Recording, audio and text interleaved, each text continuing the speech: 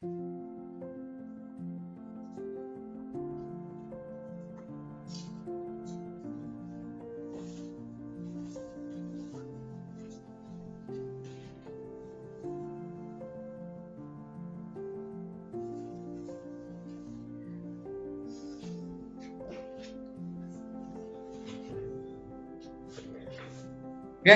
Assalamualaikum warahmatullahi wabarakatuh. Halo teman-teman semua, perkenalkan nama saya Irsyad Nur Hakim. Saya dari kelas 3B Sistem Informasi Universitas Singapura Bangsa Akarman. Nah, video kali ini adalah untuk menuntaskan tugas UTS pada semester 3 kali ini.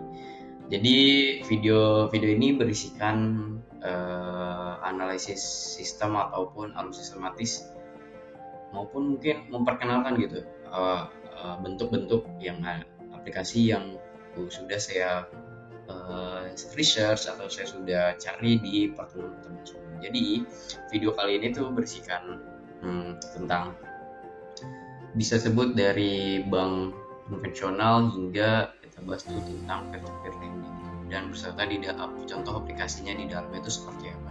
Setidaknya di dalamnya itu yang sudah saya mention akan ada fitur, terus kemudian apa sih aplikasi tersebut buat apa, fungsinya juga ya, ada sedikit mungkin mention juga tentang alur sistematis di dalamnya. Mungkin seperti itu yang akan saya bahas. Mari kita ke pembahasannya. Pada kali ini saya akan sedikit membahas tentang layanan bank konvensional. Apa sih layanan bank konvensional itu? Ialah layanan keuangan yang disediakan oleh bank-bank tradisional yang beroperasi sesuai dengan prinsip-prinsip perbankan konvensional.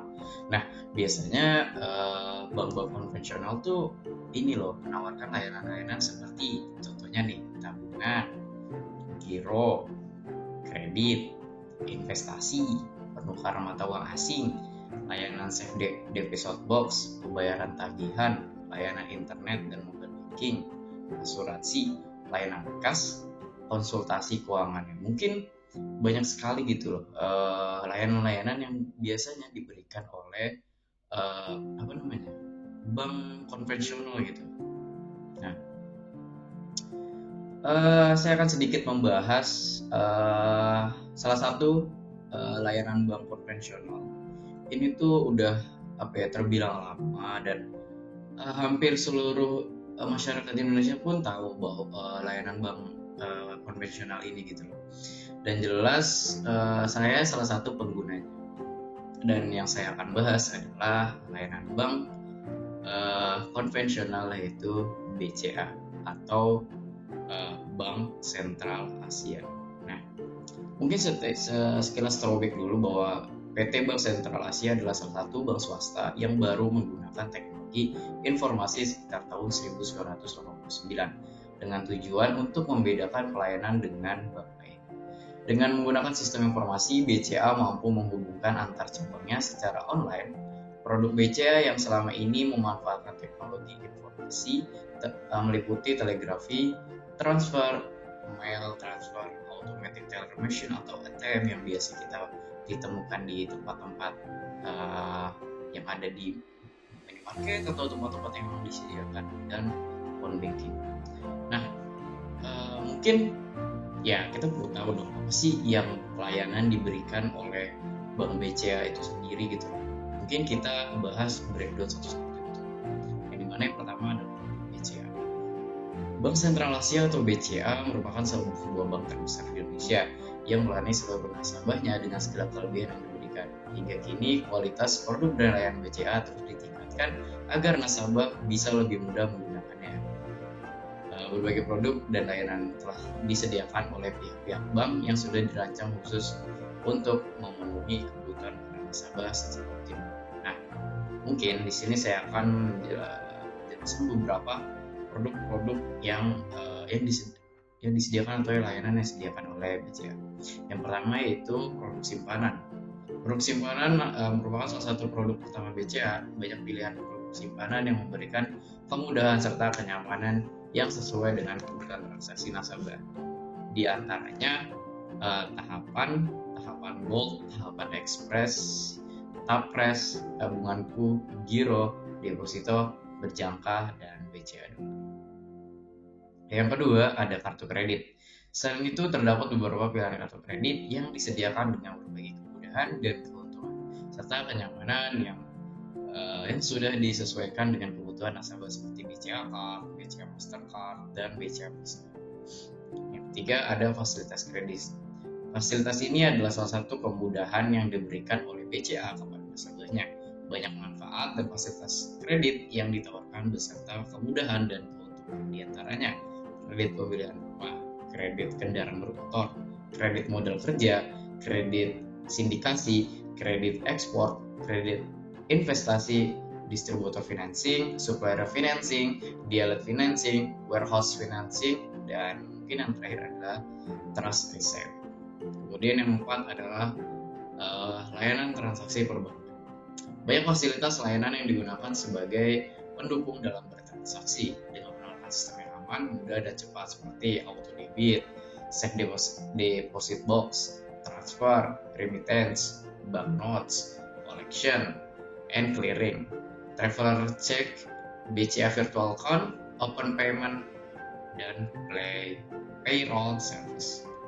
Kemudian yang kelima itu ada layanan cash management, di mana dapat mempermudahan dan kenyamanan transaksi yang disediakan oleh pihak perbankan dalam serangkaian layanan perbankan terbaik BCA seperti payable management or disbursement, receivable management collection, dan liquidity management. Kemudian yang keenam ada fasilitas ekspor atau impor. Berbagai fasilitas dalam melayani transaksi ekspor dan impor ditawarkan di BCA dan nasabah bisa menikmati karena pihak BCA sudah bekerjasama dengan bank koresponden dan tersebar lebih kurang 107 negara. Yang diberikan Bank BCA adalah sebagai berikut: letter of credit atau LOC, negotiation, banker acceptance, bills, discounting, dan documentary collection.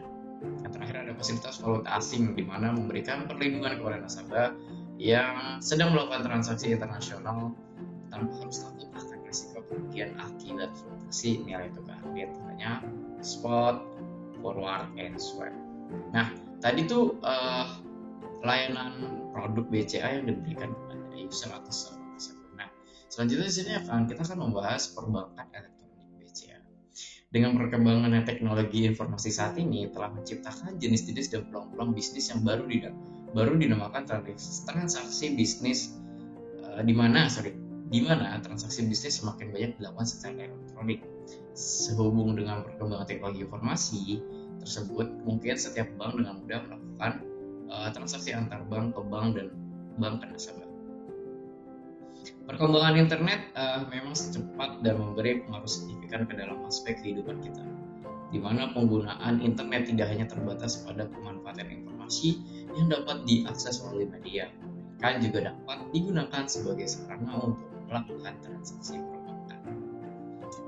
Di mana nih Bank BCA mulai memasuki dunia maya, yaitu internet banking atau yang dikenal dengan e-banking, yang merupakan bentuk layanan perbankan secara elektronik melalui media internet. E-banking pada BCA dasarnya merupakan suatu transaksi perbankan antara pihak bank dan nasabah dengan menggunakan media internet. Banyak layanan perbankan elektronik yang disediakan BCA dan memudahkan nasabah saat melakukan transaksi perbankan secara cepat, mudah, dan aman. Seperti ATM BCA yang pertama. ATM BCA kini semakin efisien untuk memudahkan nasabah dalam melakukan transaksi perbankan dan untuk menghindari antrian panjang. Sekarang terdapat beberapa jenis ATM BCA, di antaranya ATM BCA multifungsi, ATM BCA tarik tunai, ATM BCA non tunai, dan ATM BCA setoran tunai atau cash deposit machine. Ya, mungkin sepengalaman saya ini sih mempermudah sekali ya, apalagi di gerai-gerai market itu biasanya ada ATM ini gitu, bisa tarik tunai, dengan pecahan 50.000 atau 100.000, dan bisa kita setor tunai pecahan 100.000 dan 50.000. Mungkin kalau kita jauh lagi, sebenarnya ATM BCA ini pun sudah bisa berkonfigurasi dengan mobile banking atau mobile bankingnya gitu di aplikasi itu. Jadi para nasabah tuh nggak perlu tarik tunai atau setor tunai itu menggunakan kartu yang biasanya dibawa. Dengan menggunakan nomor ponsel, dia bisa melakukan transaksi gitu. Itu yang sangat memudahkan bagi pelanggan, terutama saya yang dari umur 17 sekarang tuh udah 19. Jadi dari awal tuh saya pembukaan rekening itu ya BCA langsung, karena ya udahlah, karena paling gampang dan paling deket tuh waktu itu ya udah Bank BCA. Jadi selama ini ya saya penggunaan adalah BCA. Oke. Nah, kita masuk kedua nih, yaitu debit BCA.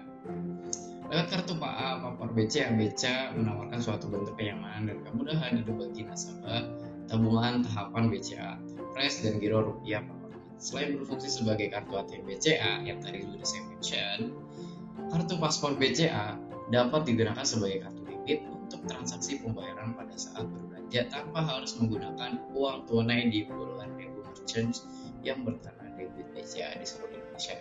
Adapun keuntungan berbelanja dengan debit BCA yaitu lebih praktis karena tidak perlu membawa tunai untuk berbelanja, lebih mudah karena tidak perlu direpotkan dengan uang receh, lebih aman karena mengurangi risiko karena membawa uang banyak, dan kartu paspor BCA dilengkapi oleh PIN yang hanya diketahui oleh nasabah.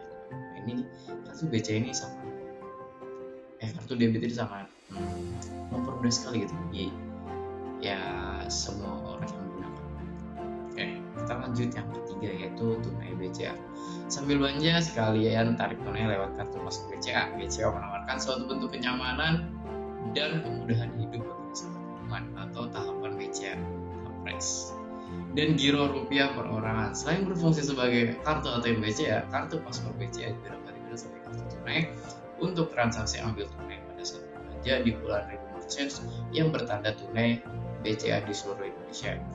Keuntungan bagi nasabah menggunakan tunai BCA yaitu hemat waktu karena tidak perlu antri di bank atau di ATM, praktis dan nyaman karena sambil belanja bisa ambil uang tunai dan tanpa dikenakan biaya tambahan.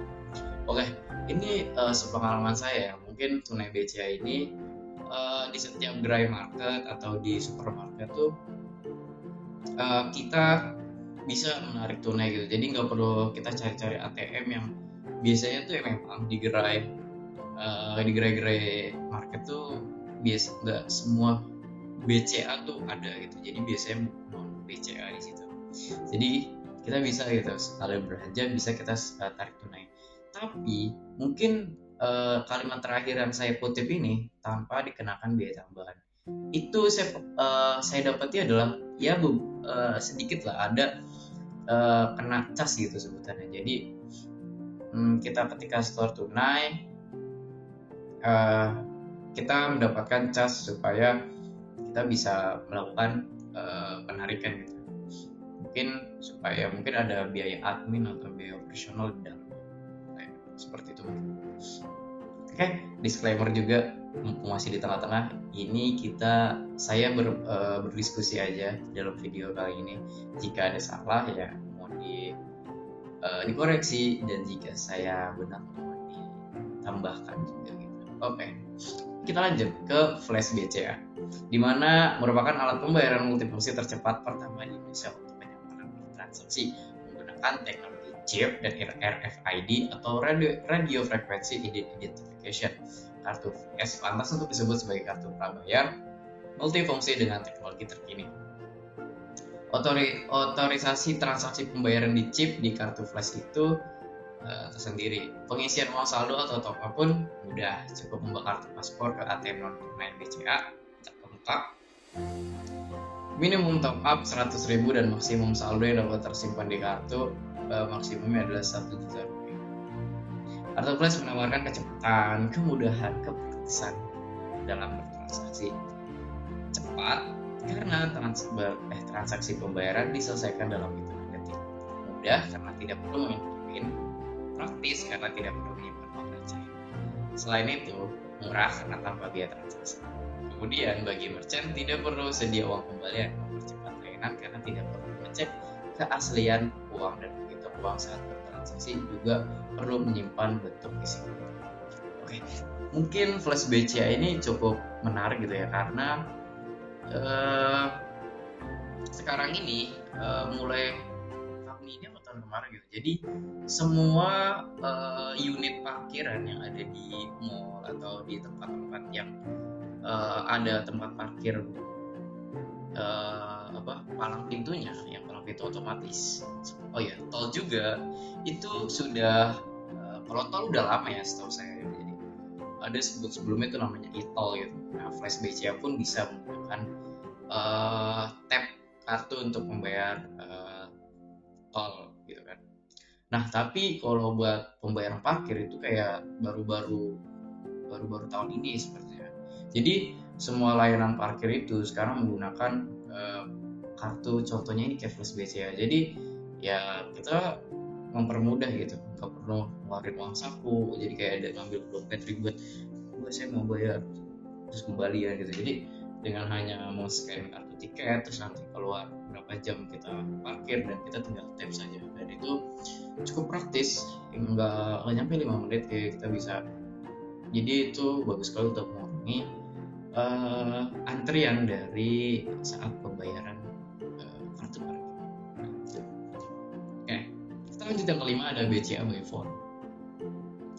Merupakan produk perbankan elektronik yang disediakan membantu nasabah untuk dapat menerima layanan informasi perbankan dan melakukan transaksi finansial non-tunai melalui pesawat telepon atau touch phone atau handphone.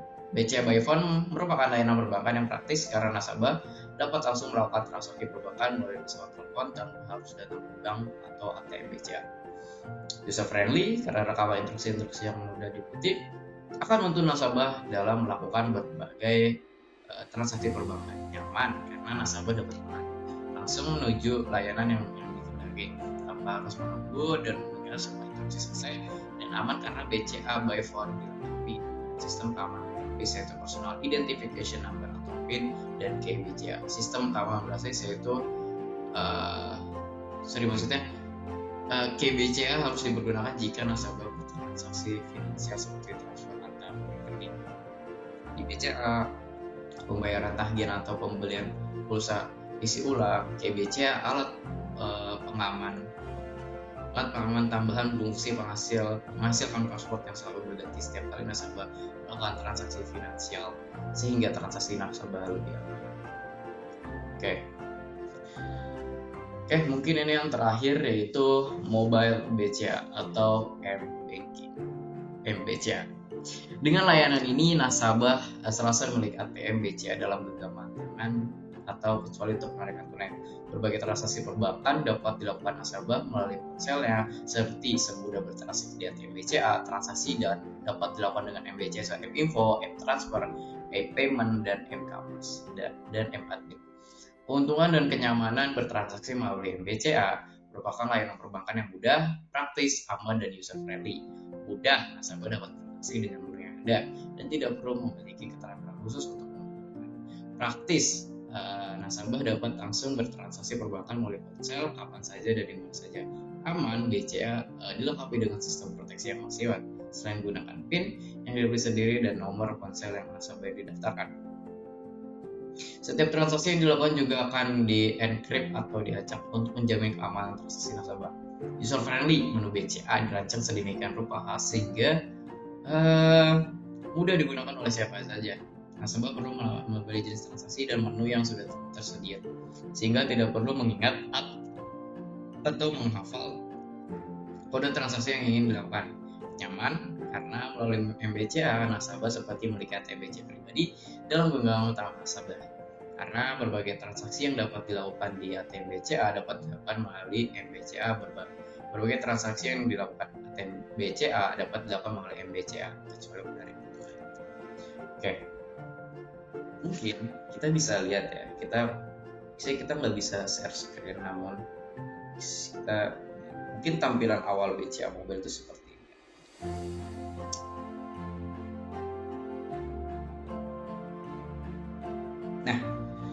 di sini tuh sorry.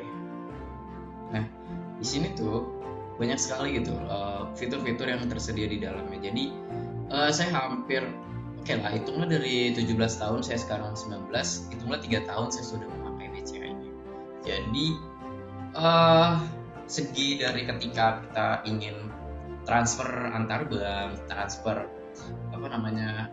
antar rekening, jadi nggak perlu gitu kita datang ke ATM, cukup kita dengan membuka aplikasi BCA ini kita bisa melakukan transaksi gitu. Kita juga apalagi saya sebagai mahasiswa gitu ya, rantau ke Karawang, sebenarnya nggak jauh tapi ya bolehlah disebut ngerantau ke Karawang. Apa ya, cukup mudah lah, kita bisa top up ke Dana, maksudnya itu financial teknologi, sorry. Kita bisa top up ke belanja ke kita sebut Tokped atau Shopee gitu kan. Terus kita juga bisa kemana aja gitu. Jadi si fitur ini bisa melakukan ke mana saja. Jadi nggak perlu khawatir, kita juga bisa melihat mutasi rekening kita mau transfer kemana aja tuh jadi lumayan gampang gitu. Mungkin BCA ini cukup banyak ya memang. Jadi saya sedikit, udah bukan sedikit lagi nih namanya, udah banyak sekali. Jadi mungkin saya terkilas baca, cuman saya di BCA ini termasuk pengguna yang lumayan aktif, artinya maksudnya segi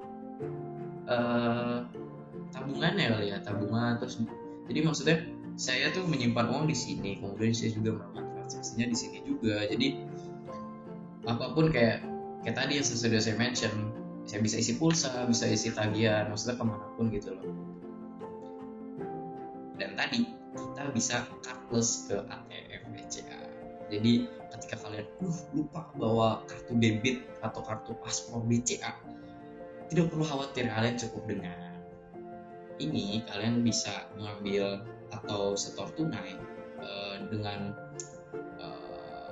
banyak pilihan yang mau ditarik atau mau disetor, itu cukup dengan ini. Nanti tinggal input nomor telepon aja yang udah terdaftar di BCA ini. Jadi mana sponsor? Enggak, ini tidak sponsor karena ini untuk pengalaman dari saya sendiri sebagai user BCA. Oke, kita lanjut ke step berikutnya.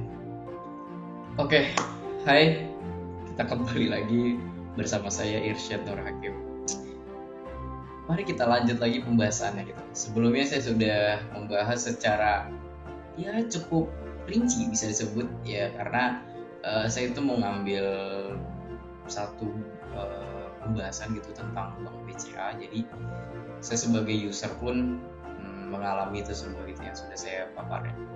Mungkin selanjutnya, karena tadi udah membahas tentang layanan bank konvensional, kita akan lanjut ke bahas berikutnya, yaitu layanan perpajakan, yang dimana definisi pelayanan perpajakan adalah pemberian layanan atau melayani keperluan orang atau masyarakat berkaitan dengan atau tentang perpajakan yang mempunyai kepentingan pada organisasi itu sesuai dengan aturan pokok dan tata cara yang ditetapkan. Nah, namun pengertian layanan pajak merujuk pada berbagai jenis layanan yang disediakan oleh otoritas pajak dan pihak-pihak lain untuk membantu individu dan bisnis memahami, memenuhi, dan melaksanakan kewajiban perpajakannya. Nah, mungkin saya akan memberikan bentuk layanan pajak. Nih, ini bentuk layanan pajak yang dimana bisa pendaftaran NPWP atau nomor pokok wajib pajak, pembayaran pajak, laporan pajak, konsultasi pajak, pemulihan pajak, penyelesaian sengketa pajak, pembebasan dan pengurangan pajak, pelatihan dan edukasi pajak, layanan pajak online, dan mungkin bisa juga audit pajak. Nah, tapi yang mungkin saya akan bahas adalah bentuknya itu, yaitu pembayaran pajak, karena di dalam bentuk pembayaran pajak ini ada berbagai jenis-jenis lagi di dalamnya, seperti pembayaran pajak kendaraan bermotor atau mobil, kemudian pembayaran pajak rumah mungkin, atau pajak tanah gitu. Jadi apapun yang bentuknya pajak yaitu banyak itu jenis-jenisnya. Nah, tapi pada kali ini saya akan menganalisis atau memberikan pemaparan itu tentang elektronik samsat. Jadi e-samsat adalah layanan pembayaran pajak secara elektronik pada sistem administrasi manual satu atap yang digunakan berbagai layanan pembayaran pajak kendaraan bermotor dan pengesahan STNK dengan cara pembayaran melalui ATM bank yang telah bekerja di seluruh wilayah Indonesia. Jadi layanan perpajakan yang saya akan paparin itu ialah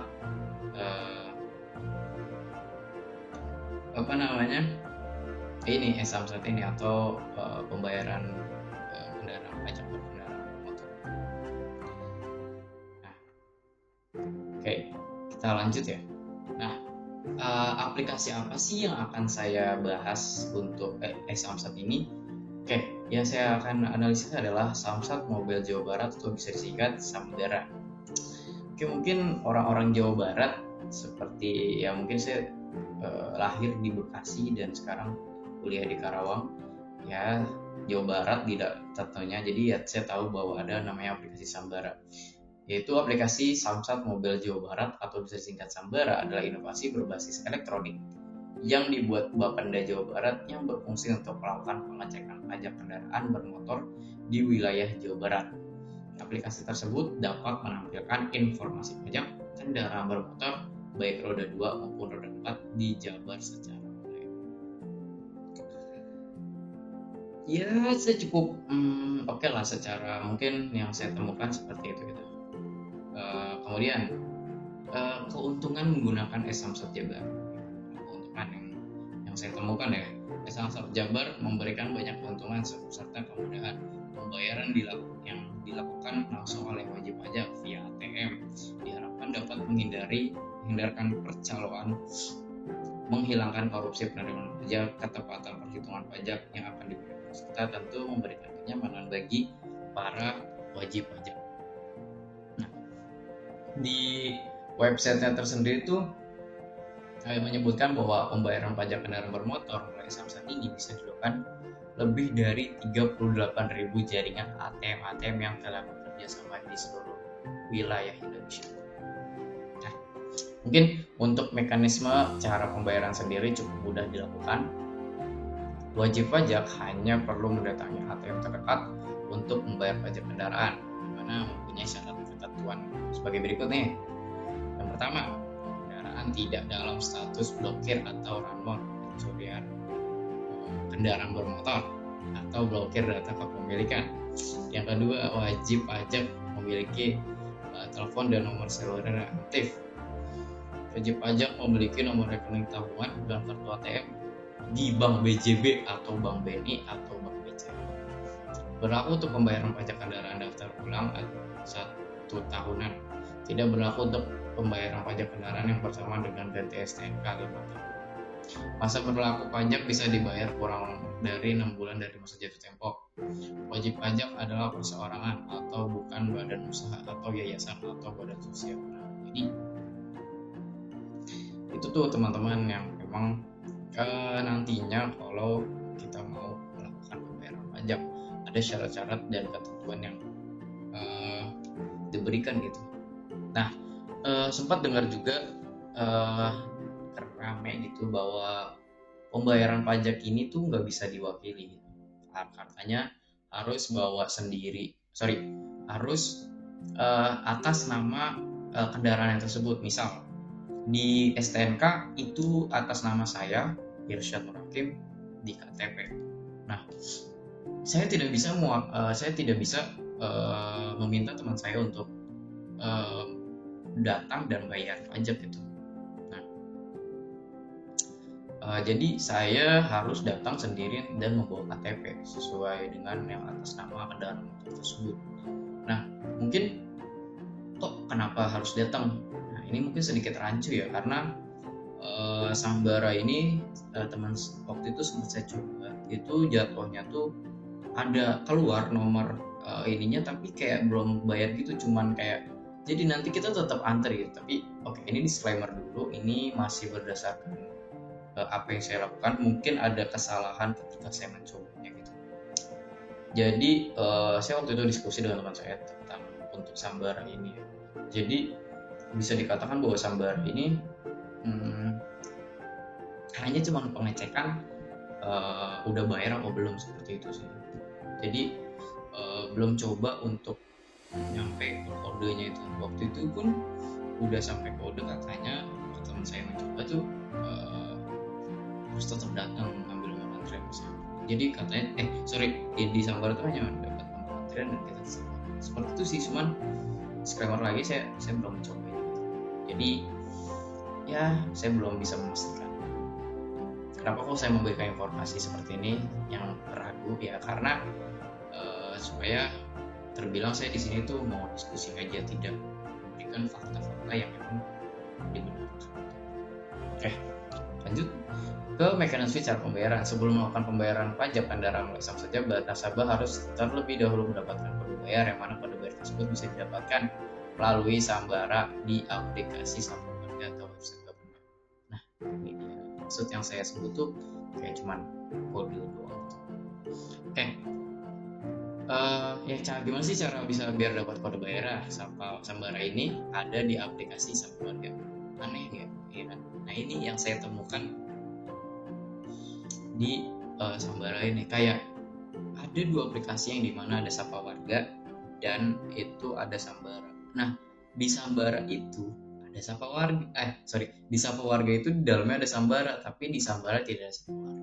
Jadi ngapain ngelakuin 2 aplikasi ini yang maksudnya ya si Sambara ini gitu, ngapain ada gitu. Karena menurut saya itu pengeluaran budget yang gak efektif. Jadi harusnya pemerintah tuh maksimalkan di Sapa Warga ini. Jadi banyak fitur saya udah pernah dapat kok. Mungkin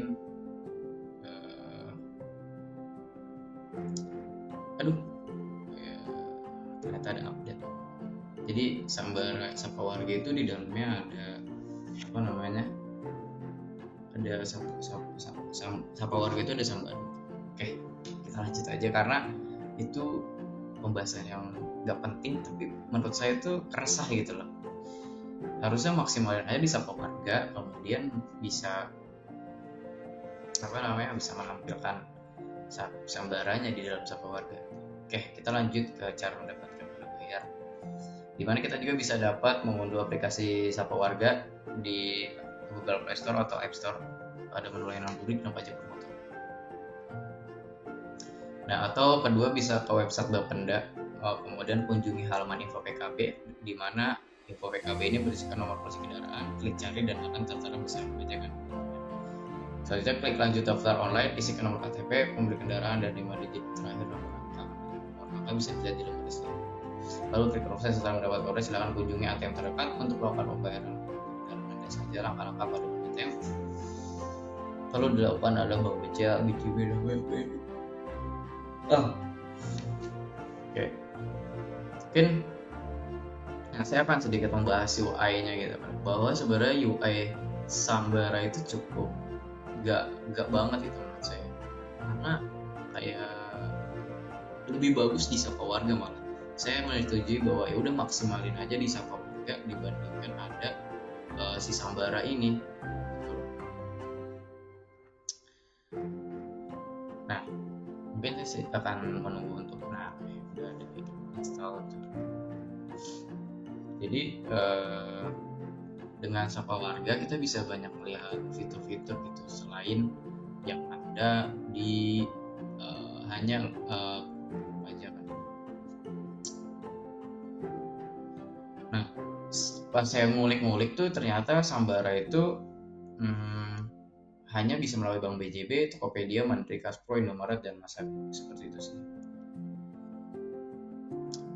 Ya, saya juga belum coba sebenarnya.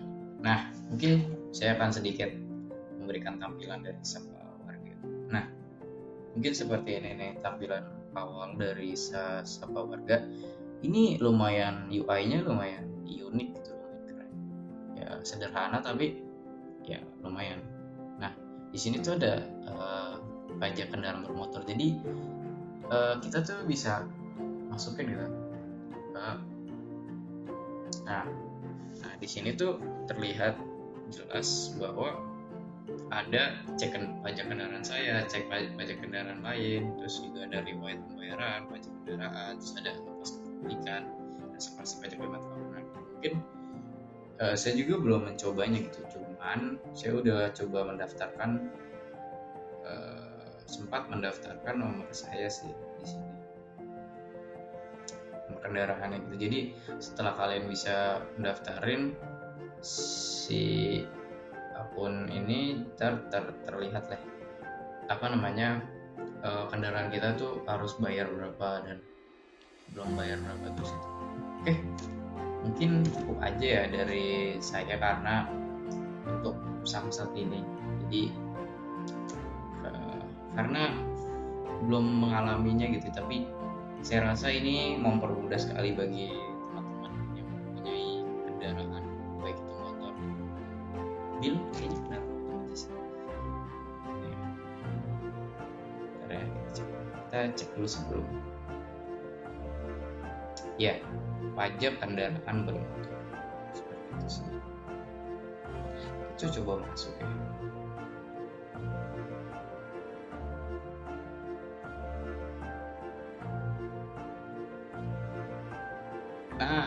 Oke, ini saya udah coba masuk. Jadi di sini ada motor saya sesuai dengan NIK atau nomor identitas saya, nomor KTP. Ya ini karena alhamdulillah buat nama motornya pakai nama saya, jadi bisa kelihatan, dan ini bisa keterangan di sini pula belum, itu merah-merah tuh tulisannya belum bayar sekarang. Kita coba ya. Nah di sini tuh tertera gitu harganya, ada totalnya dari PKB pokok, ada PKB denda, bla pokoknya adalah. Di sini tuh bisa BCA virtual, bank virtual account cuman bank BCB gitu di sini. Terus bisa bayar pakai QRIS, bisa bayar dengan kode. Nah itu sih, mungkin teman-teman bisa membuat banyak kendaraannya seperti itu sih.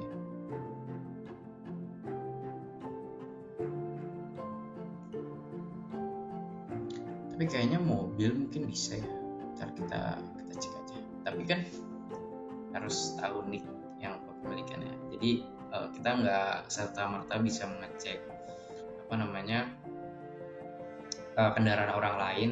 Jadi kita perlu tahu atas kepemilikan itu punya siapa, terus nomor polisi kendaraannya itu apa, berapa, apa. Jadi itu sih dua hal yang harus tahu. Oke. Dari saya untuk tentang layanan perpajakan Samsat, sekian cukup karena menurut saya ini udah terlalu panjang gitu ya. Oke, kita lanjut ke berikutnya. Oke, kembali lagi sama saya Irsyad Hakim. Oke, di sisi kita akan melanjutkan kembali pembahasan yang berikutnya. Yang tadi tuh udah tentang salah satu aplikasi dari Samsat, elektronik Samsat. Ya mungkin terkesan mungkin saya baru terbilang pertama kali lah, tapi udah cobain fitur-fitur itu, tapi tidak bisa memastikan sepenuhnya gitu. Oke, kita akan lanjut ke pembahasan berikutnya, yaitu tentang layanan forex atau foreign exchange, di mana forex ini merujuk pada dasar valuta asing di mana mata uang dari berbagai negara diperdagangkan. Layanan forex melibatkan aktivitas perdagangan mata uang dan dapat mencakup berbagai layanan dan fungsi. Nah, apa sih aspek umum yang terkait dengan layanan forex? Yang pertama ada perdagangan mata uang atau currency trading, yang kedua ada platform perdagangan online, yang ketiga ada pasangan mata uang, yang keempat analisis pasar, yang kelima sinyal perdagangan atau trading signal, yang keenam ada pelatihan dan edukasi, yang ketujuh ada leverage, yang kedelapan akun demo, yang kesembilan manajemen risiko, ke-10 memproses transaksi yang ke-11 layanan pelanggan. Nah, oke, mungkin saya di sini nggak terlalu banyak membahas ya tentang forex ini, tapi saya akan ya sedikit lah bisa disebut menjelaskan tentang forex, aplikasi forex, yaitu Monex Investindo Futures atau bisa singkat MIFX. Di mana MIFX adalah perusahaan pialang berjangka terbuka di Indonesia yang didirikan pada tahun 2000. Nah, yang di sini yang saya akan coba bahas adalah ya layanan dari MIFX itu sendiri, di mana dia menyediakan layanan perdagangan untuk berbagai instrumen termasuk forex, emas, perak, komoditas, dan indeks. Kemudian ada regulasi di mana perusahaan ini sepenuhnya diatur dan mematuhi peraturan yang ditetapkan oleh Badan Pengawas Perdagangan Berjangka Komoditi Indonesia atau BAPETI. Kemudian ada platform trading. MIFX menawarkan berbagai platform trading termasuk aplikasi MIFX Mobile yang dirancang untuk trader yang sangat mobile dan menyediakan pengalaman trading lengkap seperti versi PC MetaTrader 4 atau 5. Kemudian ada pangsa pasar MIFX ini. MIFX memiliki pangsa pasar yang signifikan dalam industri valuta asing dengan lebih dari 30% pangsa pasar Indonesia. Kemudian dari dukungan industri, MIFX didukung oleh Monex Investindo Futures, pemimpin pasar selama 23 tahun dalam industri perbankan yang lebih meningkatkan kredibilitas dan reputasinya. Oke, kita masuki ke layanan dari MIFX, di mana sistem layanan MIFX mencakup berbagai aspek yang dirancang untuk memenuhi kebutuhan trader dan memberikan pengalaman perdagangan yang optimal. Nah, mungkin saya akan sedikit membahas tentang layanannya. Yang pertama yaitu ada layanan trading, di mana MIFX menyediakan layanan perdagangan forex, emas, perak, komoditas, dan indeks, di mana trader dapat mengakses pasar secara real time, melakukan analisis teknis, dan melakukan transaksi jual atau beli melalui platform trading MIFX. Kemudian yang kedua ada MIFX Mobile, di mana aplikasi trading yang dirancang untuk memberikan pengalaman perdagangan yang mudah dan nyaman bagi para trader. Aplikasi ini menawarkan fitur lengkap dan dapat diakses oleh semua klien Monex. Yang ketiga ada Algo Trading, di mana MIFX memperkenalkan Algo Trading, sebuah platform robot trading yang membantu nasabah dan menentukan arah investasi di bursa. Fitur ini dapat membantu trader dalam menentukan arah investasi di bursa. Fitur ini dapat mengambil keputusan perdagangan berdasarkan algoritma yang telah diprogram. Kemudian ada MIFX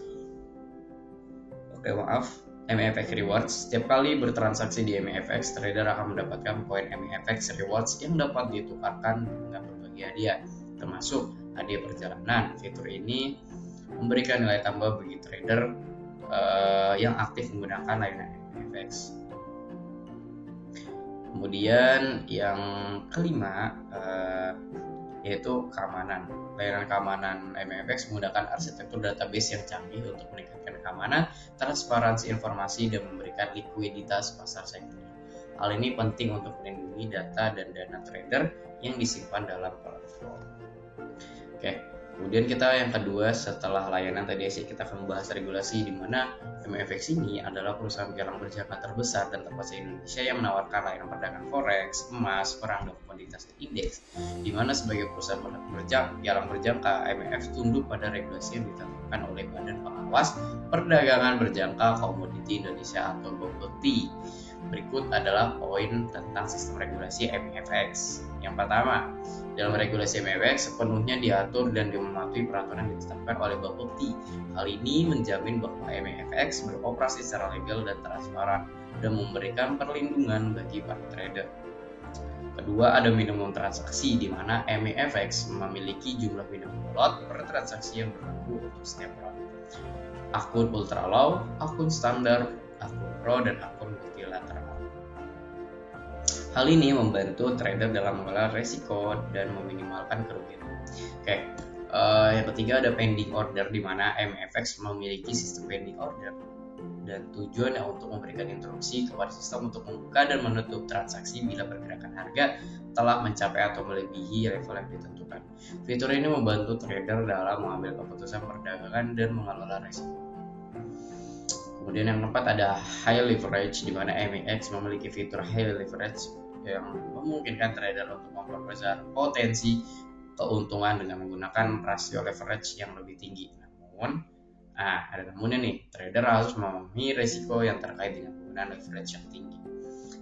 Yang kelima, algo trading, di mana MEFX ini memperkenalkan algo trading, di mana sebuah platform robot trading yang membantu nasabah dalam menentukan arah investasi di bursa. Fitur ini dapat membantu trader dalam mengambil keputusan perdagangan berdasarkan algoritma yang telah diprogramkan. Kemudian yang terakhir ada MEFX mobile, di mana aplikasi transaksi berjangka via mobile yang pertama kali di Indonesia. Aplikasi ini memungkinkan trader untuk mengakses pasar secara real time dan melakukan transaksi jual atau beli melalui ponsel. Nah, kita selanjutnya setelah layanan, regulasi, kemudian platform trading. MEFX ini yang sudah tadi dijelaskan.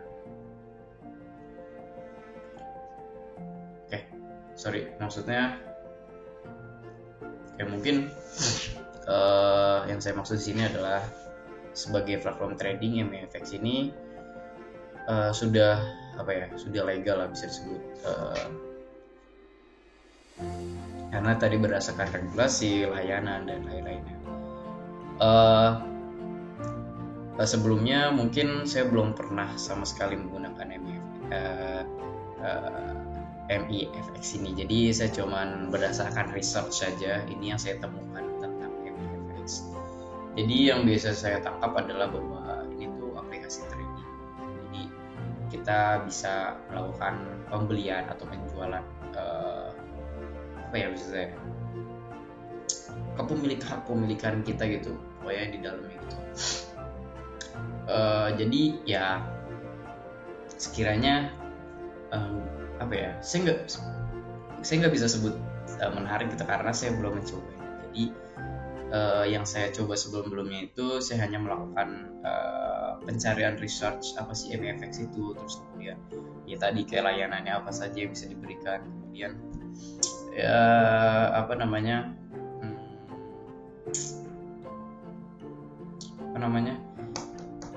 ya regulasi tentunya gitu. Jadi saya belum sepenuhnya bisa mengetahui gitu di dalamnya ada apa.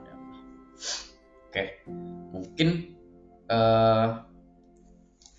saya pernah lihat kalau tentang trading tuh seperti melihat sebuah candlestick gitu ya. Jadi kita sebagai trader itu bisa buy, sell di waktu tertentu, terus bisa melihat harga pasar seperti pasar saham atau pasar, saya nggak bisa sebut ya, takut salah, cuman pernah lihat kayak ada pasar tentang kripto, pasar tentang Ethereum dan koin-koin lainnya gitu. Jadi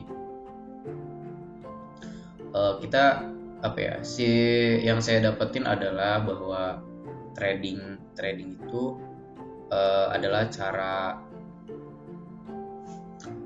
bisa disebut tuh melakukan cara tercepat gitu, kayak kita bisa beli di waktu tertentu, bisa kita jual gitu. Jadi ketika kita beli di harga tertentu dan kita jual dengan harga tertentu, bisa harganya lebih tinggi 2 kali lipat gitu secara real time. Jadi resikonya juga tinggi, profitnya juga tinggi. Itu sih yang dari trading yang pernah saya tahu gitu. Seperti itu sih. Jadi disclaimer aja bahwa saya sepenuhnya belum bisa mencoba gitu, jadi belum mencoba. Yang pernah saya coba itu untuk kayak keuangan itu reksadana saya pernah cobain, terus reksadana di Bibit ya aplikasinya tuh, reksadana di Bibit, kemudian reksadana di Tokopedia, terus saya juga pernah beli emas di Dana, itu kayak kepencet gitu. Jadi ya saya belum ke arah sana gitu ya, kayak forex atau foreign exchange. Oke. Mungkin cukup singkat ya tentang foreign exchange ini atau disebut forex, karena apa yang saya dapat itu belum banyak gitu, dan itu hasil research yang saya temukan. sekiranya kurang lebihnya mungkin bisa di lain waktu. Kita lanjut ke berikutnya.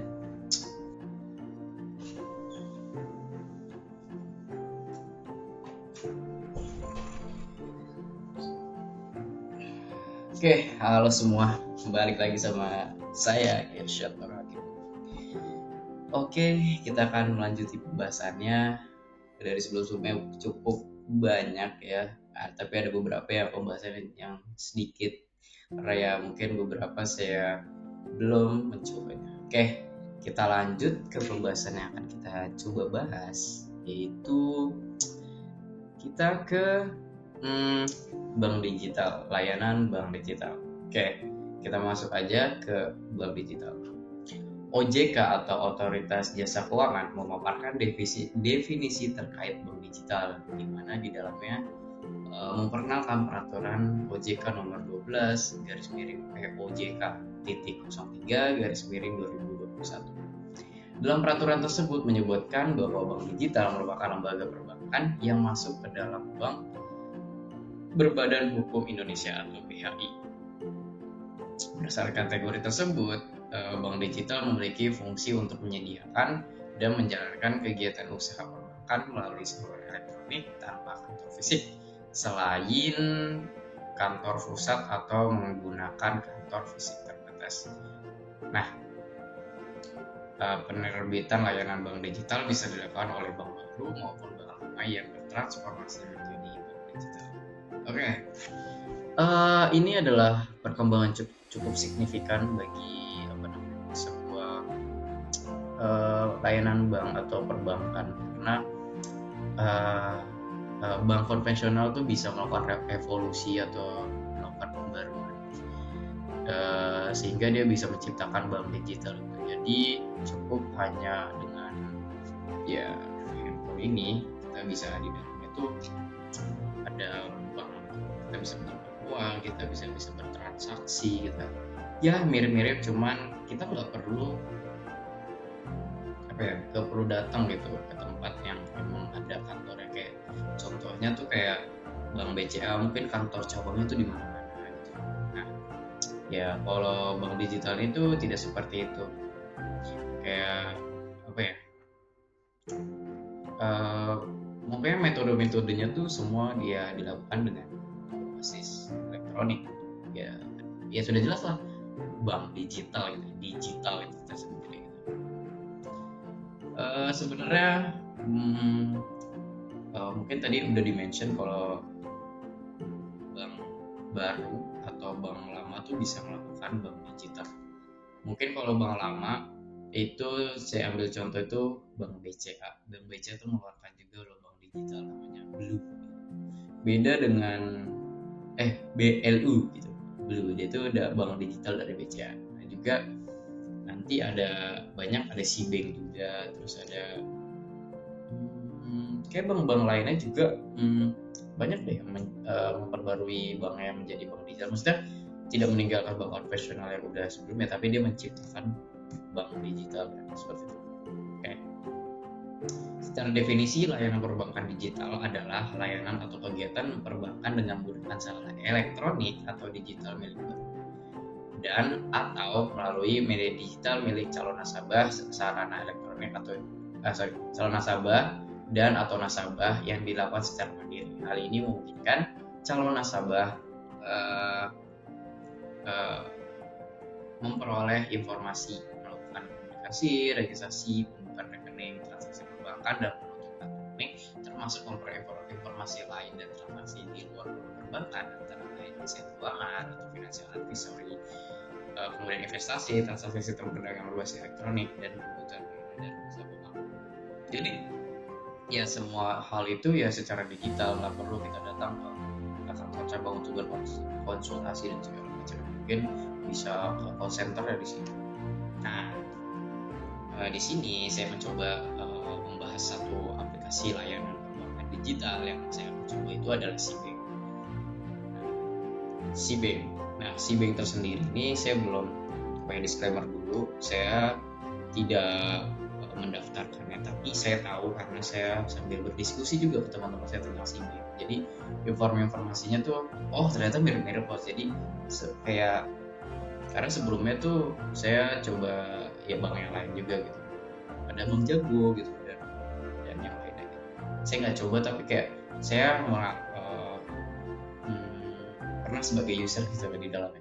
Oke. SIBING adalah aplikasi perbankan digital yang membantu kamu dalam melakukan aktivitas finansial, mulai dari menabung hingga bertransaksi melalui handphone kapanpun dan dimanapun. Jelas, jadi udah karena digital bank, ya kita hanya perlu handphone saja udah cukup untuk bertransaksi, untuk bisa melakukan banyak hal gitu. Nah, si SIBING tersendiri ini memiliki visi misi. Nah, visinya itu memberikan terobosan pengalaman perbankan untuk melayani yang belum terlayani dan memajukan kehidupan masyarakat Indonesia. Dan misinya adalah kemudahan perbankan bagi semua. Jadi dengan adanya SIBING kita tuh bisa melakukan kemudahan gitu. Jadi saya juga udah mendapati kalau ternyata transaksi bank tuh katanya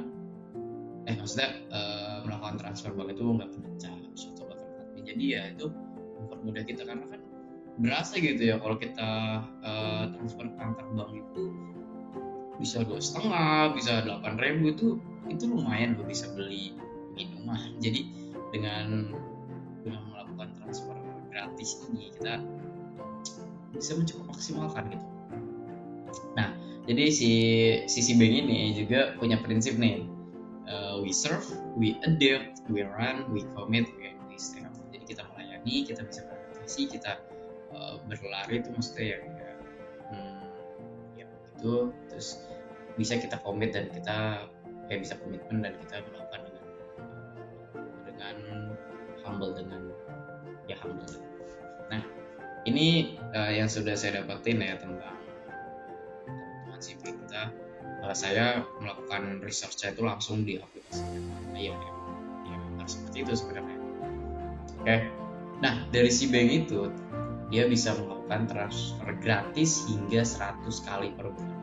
Ternyata ada batasnya 100 kali per bulan. Jadi ya dia teman-teman emang sering melakukan transfer, tentunya sering mentraktir teman-temannya gitu. Jadi ini cocok lah buat bank digital ini. Jadi kalian bisa ke transfer, karena kan teman-teman semua nggak mungkin dong dengan satu bank kayak saya tuh ya udah cukup dan BCA aja. Jadi pasti ada BJB, BNI, Bank Mandiri dan bank-bank lainnya gitu. Saya mention cuma karena saya tidak sponsor. Oke. Nah, ini kemudian keuntungan berikutnya adalah bebas biaya admin per bulan. Jadi user nggak perlu khawatir kalau tiba-tiba ada uang hilang, maksudnya kayak berkurang gitu. Jadi bank digital itu tidak terkena biaya admin gitu, tidak seperti bank-bank konvensional. Nah, bisa mendapatkan bunga tinggi hingga 6%, bunga cair setiap hari. Oke. Nah, mungkin menjelaskan ya apa sih fitur-fitur yang bisa kita dapetin di dalam SIBING ini gitu. Yang dimana kita tuh bisa transfer antar bank, virtual account, top up e-wallet, dan daftar device lebih mudah di SIBING. Nah, tadi keuntungannya transfer gratis hingga 100% per bulan, real time pembayaran diproses dan dikonversi secara real time, sistem konfirmasi otomatis, tidak perlu repot untuk upload bukti pembayaran, transaksi aman karena transaksi dilindungi dengan dua faktor autentifikasi. Nah, mungkin bingung ya gratisnya tuh gratis seperti apa gitu. Ternyata di SIBING itu biaya transfer ke antar rekening SIBING itu gratis, biaya transfer ke virtual account gratis, top up saldo ShopeePay itu gratis. Nah, gratis yang sampai 100 kali per bulan itu biaya transfer ke rekening bank lain. Jadi ketika kita mau bank lain tuh dalam sebulan tuh bisa 100 kali. Terus biaya transfer ke e-wallet itu gratis juga, cuman dibatasi hingga 100 kali per bulan. Nah, tapi ketika kalian teman-teman ini udah melewati 100 kali per bulan, si bank ini ada pembiaya selanjutnya gitu. Setelah 100 kali gratis, ada 2,5 per transaksi untuk transfer real time online atau RTOL dan SKN.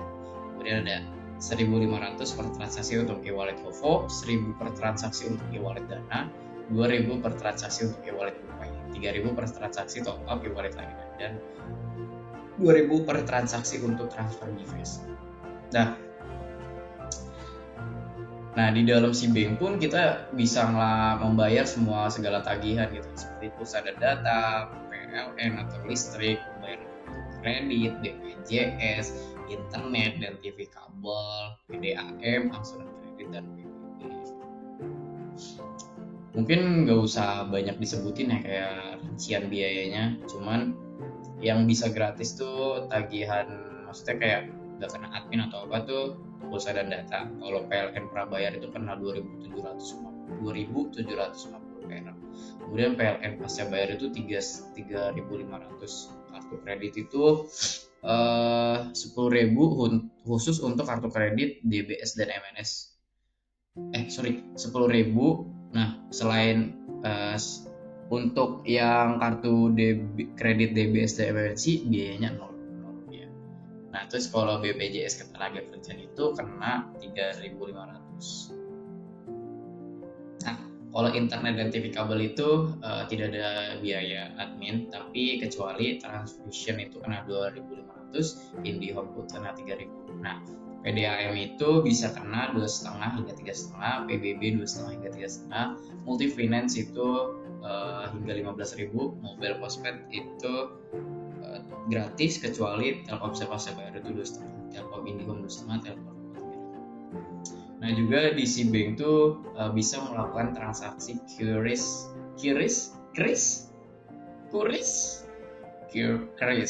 atau QR Code Indonesian Terstandar, adalah standar kode QR yang dikembangkan oleh Bank Indonesia dan Asosiasi Sistem Pembayaran Indonesia untuk mengintegrasi pembayaran untuk Indonesia, di mana seluruh jenis kode QR yang sudah sesuai dengan standar QRIS dapat digunakan di rekening si bank. Saat ini QRIS si bank hanya dapat digunakan untuk melakukan transaksi belanja atau pembelian pada merchant di Indonesia. Jenis transaksi seperti pembayaran ATM atau melalui metode lainnya belum didukung. Nah, di si bank ini terdapat juga minimum pembayaran untuk transaksi QRIS. Minimumnya itu 1 perak dan maksimumnya itu 10 juta rupiah.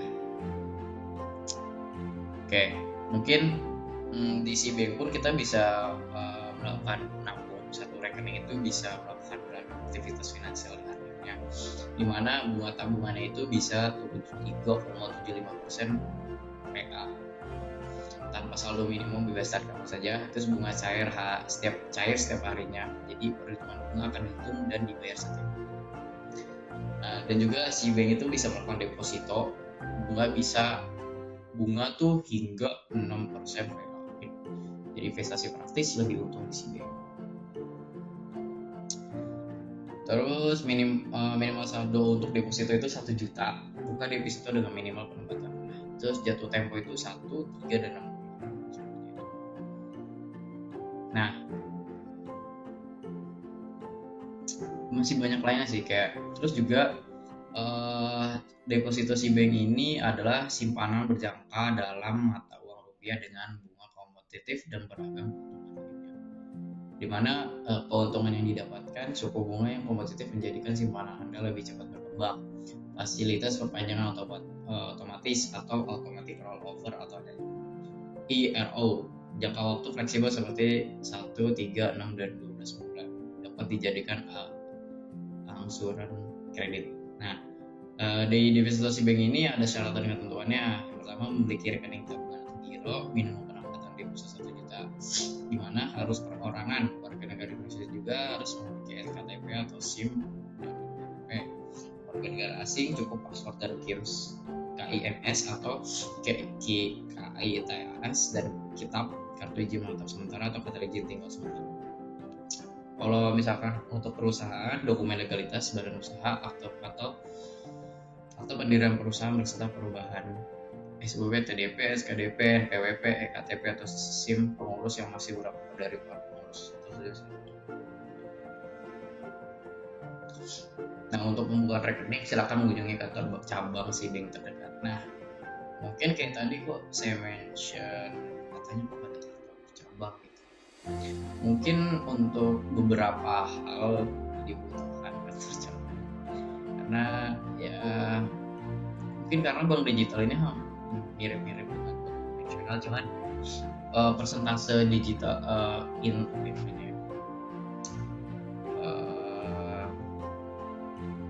online itu lebih tinggi bisa disebutkan. Oke, di dalamnya juga ada Giro. Giro Si-Bank adalah produk simpanan untuk badan usaha untuk mendukung transaksi dan perencanaan bisnis atau usaha serta memberikan kenyamanan dan kemudahan dan keamanan. Kenyamanan, kemudahan dan maaf. Nah, dimana keuntungan kita melakukan Giro itu suku bunga berjenjang dan kompetitif, tidak ada minimum saldo, tapi ada catatannya, dapat dimiliki perusahaan atau badan usaha. Syarat umum mengisi formulir pembukaan rekening Giro, menyetujui dan menandatangani syarat-syarat pembukaan rekening Giro, tidak tercantum dalam daftar bintang Bank Indonesia. Kemudian badan usaha menyerahkan fotokopi dokumen legalitas badan usaha atau akta perusahaan dan beserta perubahannya. Nah, sebenarnya tuh ini saya sebelum November ya yang riset terjadi suku bunga tuh bisa hingga suku bunga tabungan ya 3,75 per tahun, tapi dengan catatan itu berapa sampai 31 Oktober 2023. Nah, ini saya belum melakukan riset lagi setelahnya. Oke, di sini juga si bank itu bisa melakukan batasan transaksi di mana user dapat mengatur batasan transaksi kamu tentunya sesuai dengan kebutuhan selama mengikuti ketentuannya. Ya, seperti banyak deh kalau jadi bisa banyak hal gitu. Oke.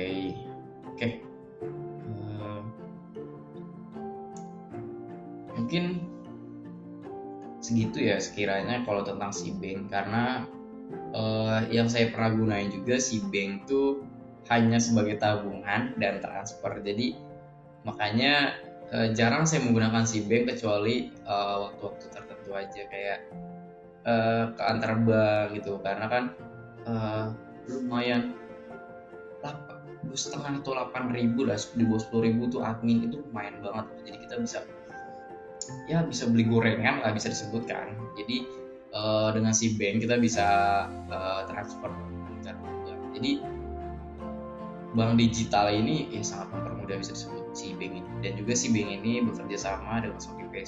ShopeePay melakukan si bank dan saya buatnya sama, jadi dia si ShopeePay Shopee, jadi ya bisa mempermudah lah bagi teman-teman yang memang sering berbelanja di Shopee, bertransaksi di sana gitu. Sama halnya, kita agak sedikit melipir, sama halnya Bank Jago, iya, ya sekiranya mungkin kurang-kurangnya lah seperti itu, bahwa sebenarnya pemanfaatannya sebenarnya banyak sesuai kebutuhan masing-masing user. Cuman buat saya sendiri sebagai mahasiswa yang hanya butuh uangnya ini cuma buat makan atau mungkin bisa mentraktir teman-teman atau bayar utang tuh kita minta duit ke teman kan, gue ada duit cash ntar gue transfer deh gitu kan. Jadi ya kalau kita banknya beda itu kan lumayan ya, tadi yang saya sudah adminnya itu, jadi ya bagi kita tuh sangat mempermudah dan juga tentu ada bunganya. Jadi buat teman-teman yang ingin belajar nabung dan ada keuntungan di dalamnya, bisa menabung di bank digital, contohnya si bank. Cuman secara nggak jadi kita akan membahas itu sudah jadi teman, yaitu bagi yang beragama Islam mungkin tidak disarankan, karena bank itu kan makanya yang bank konvensional yang ada bunganya itu ya bisa disebut haram. Cuman ya karena kan tidak kayak gitu deh, pokoknya tidak buat yang emang mau lihat cara kerja bunga bisa di situ. Jadi kita nyobain nih per tahun dapat berapa bunga, terus kita masukin lagi Berarti kita dapat profit berapa di situ. Jadi biar kita semangat untuk nabung, kita coba di bank digital aja. Jadi teman-teman bisa belajar manajemen keuangan di sana. Oke, mungkin sekurang-kurangnya seperti itu untuk pembahasan si bank. Mungkin kita akan lanjut ke pembahasan berikutnya. Oke, teman-teman jangan lupa minum karena minum itu penting banget ya.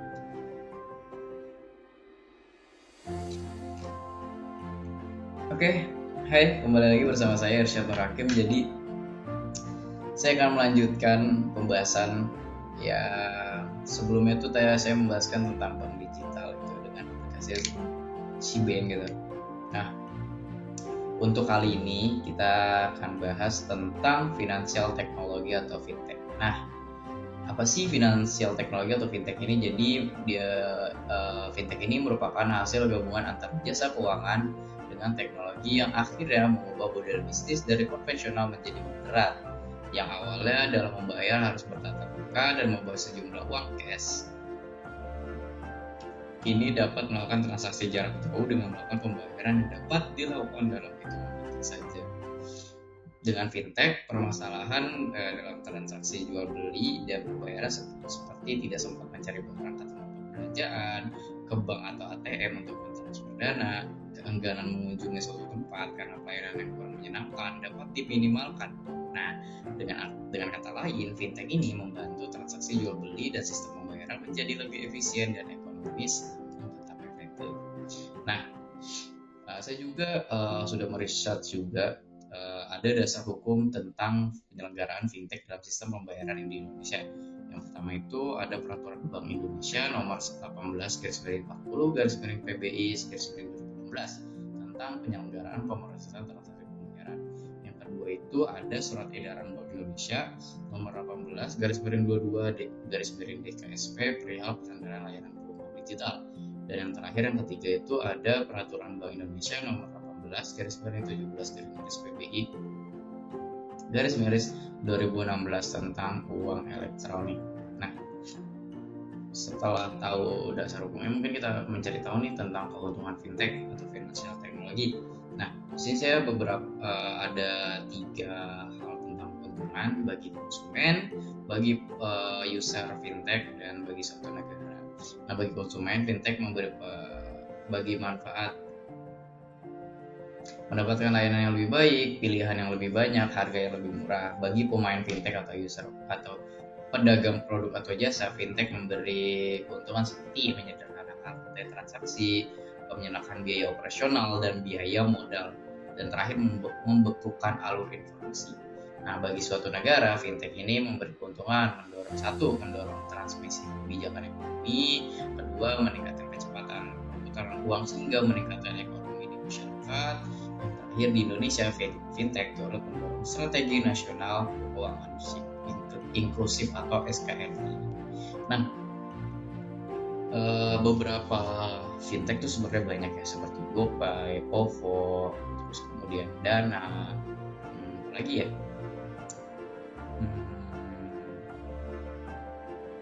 Pokoknya banyak gitu.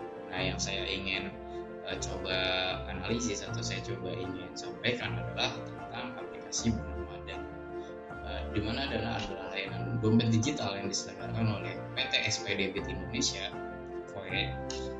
perusahaan rintisan Indonesia yang bergerak di bidang teknologi finansial yang menyediakan infrastruktur pembayaran yang memungkinkan masyarakat Indonesia melakukan pembayaran dan transaksi secara non tunai dan non kartu, di mana Dana dibangun dan dikembangkan di Indonesia dengan didukung oleh tenaga kreatif dan programmer Indonesia. Aplikasi Dana tersedia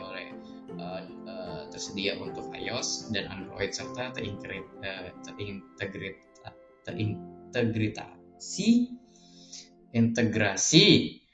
baik secara online maupun offline. Nah, si Dana pun punya hashtag Dana Sahabat UMKM, di mana inisiatif Dana untuk mendukung digitalisasi UMKM melalui platform Dana Bisnis.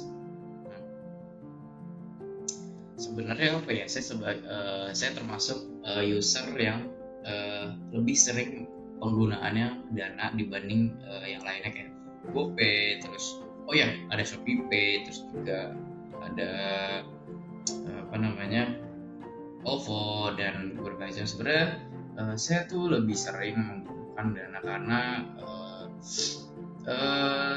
ke belakang terakhir ini lebih sering banyak transfer uang gitu di Dana. Jadi saya tersendiri pun sering menggunakan untuk bayaran listrik sih di sini dan isi pulsa. Ya mungkin secara ringkasnya seperti ini sih aplikasi Dana yang bisa saya tunjukkan.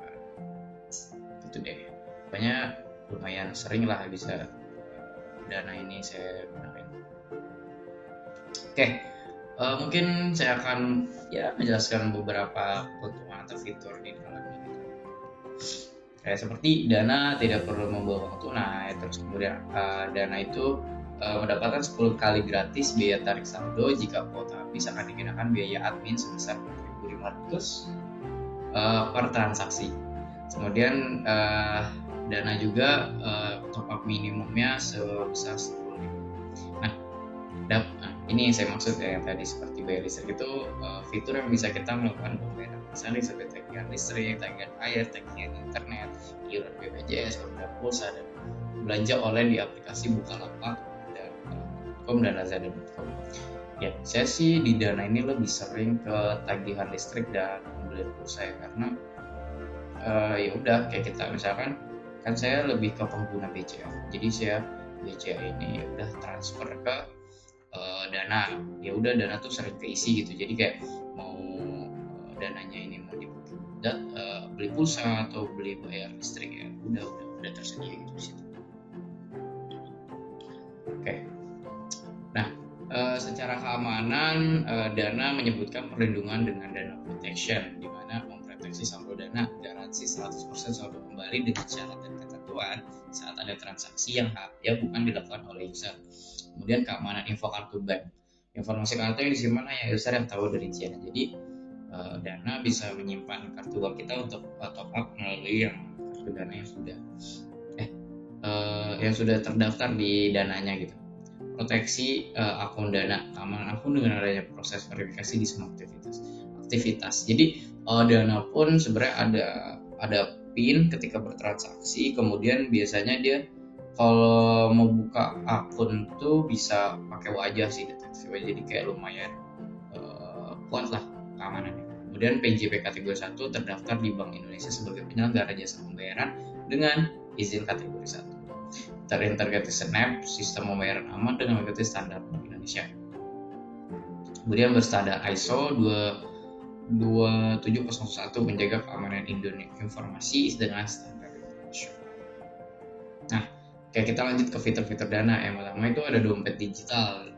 Jadi saya zaman perkembangan zaman udah semakin cepat, terus juga orang tuh kadang-kadang suka ketinggalan dompetnya. Jadi uang cash tuh kadang-kadang suka lupa. Jadi ya dengan HP ini kita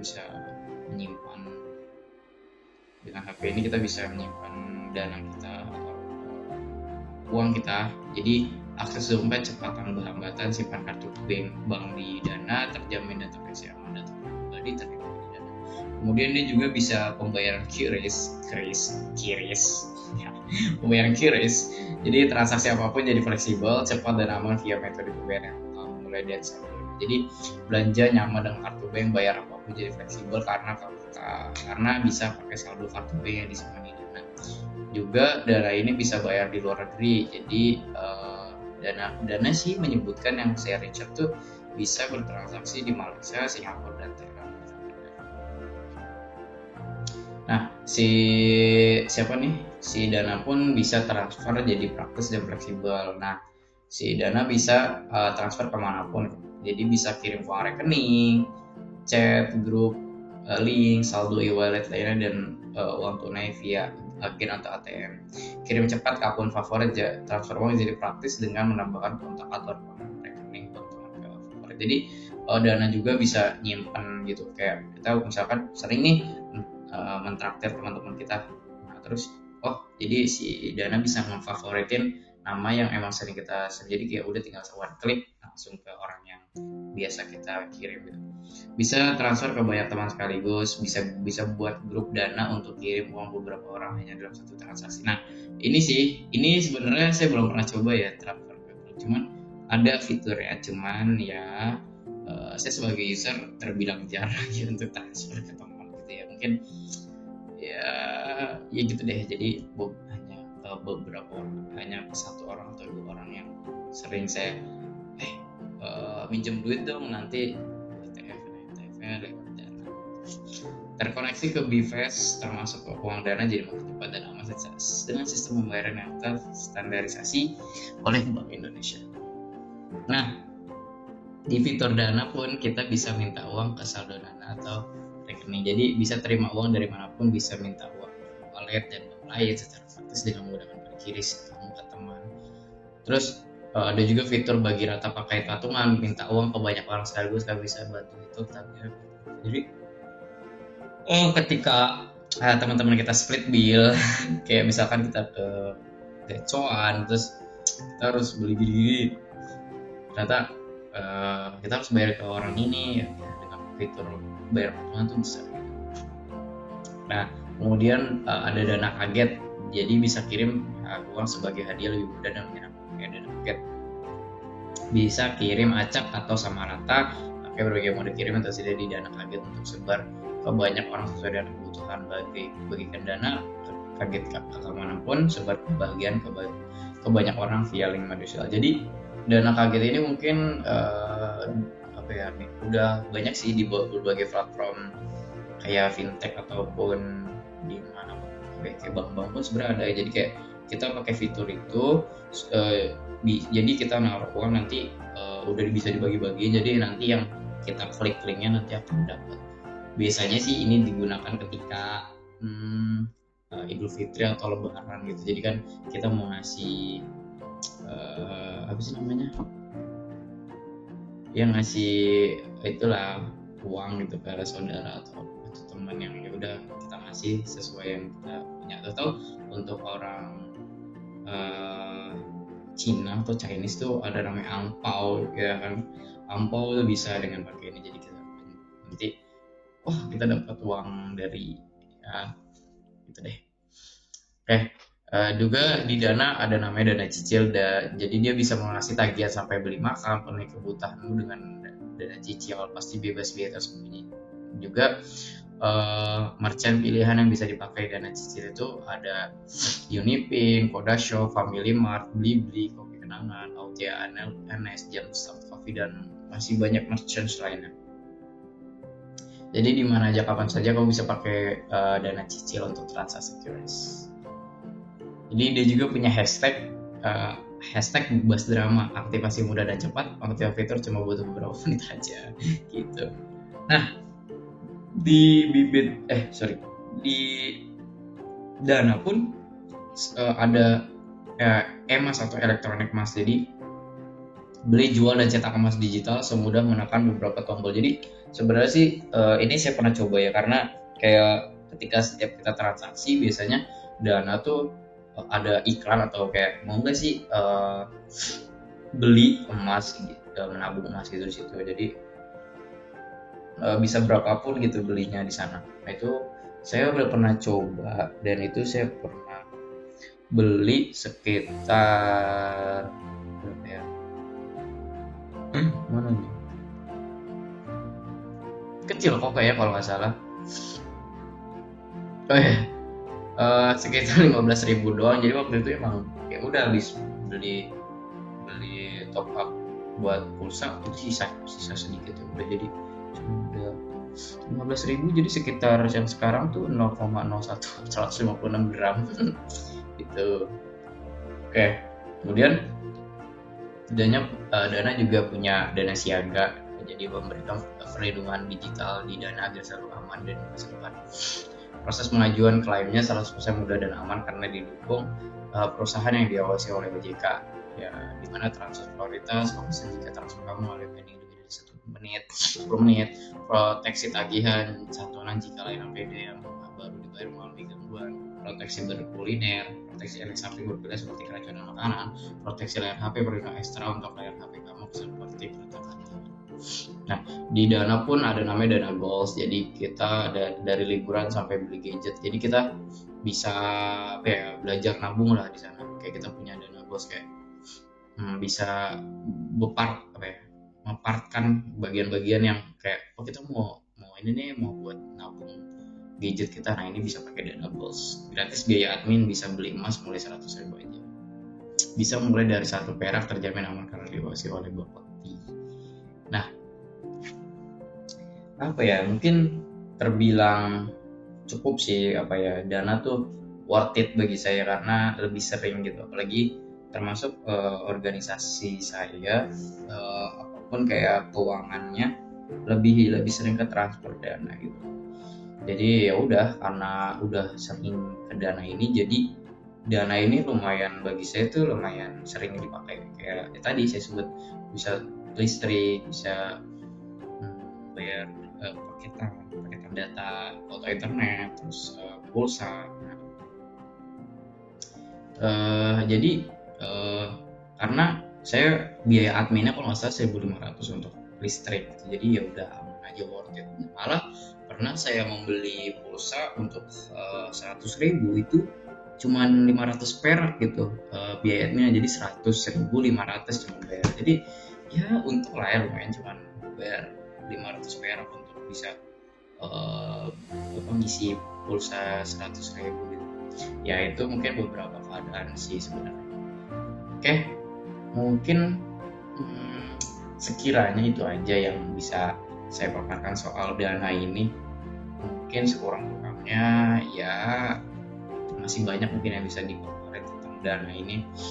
Mungkin secara alur sistematis pun ya kita sebagai user bisa melakukan login, terus nah kita bisa melakukan top up. Nah top up itu biasanya bisa melalui gerai market, supermarket pun bisa, terus bisa jadi top upnya dari bank juga, terus transfer dari bank, terus masuk ke dananya bisa. Terus setelah top up ya uang tersimpan, nah uang ini bisa digunakan untuk bayar tagihan, bayar internet, ataupun investasi emas di dalamnya gitu kan.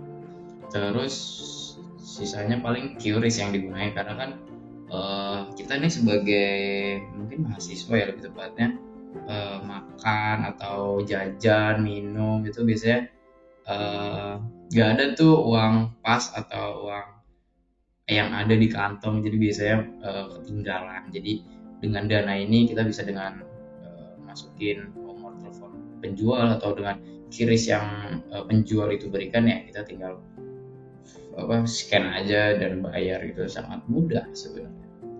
Ya mirip-mirip lah semua yang udah terjadi kayak seperti bank digital sebelumnya. Terus bank juga bisa, jadi ya yang membedakan mungkin caranya aja sih, cara kerjanya mungkin, flow mapnya gitu. Dengan bank digital seperti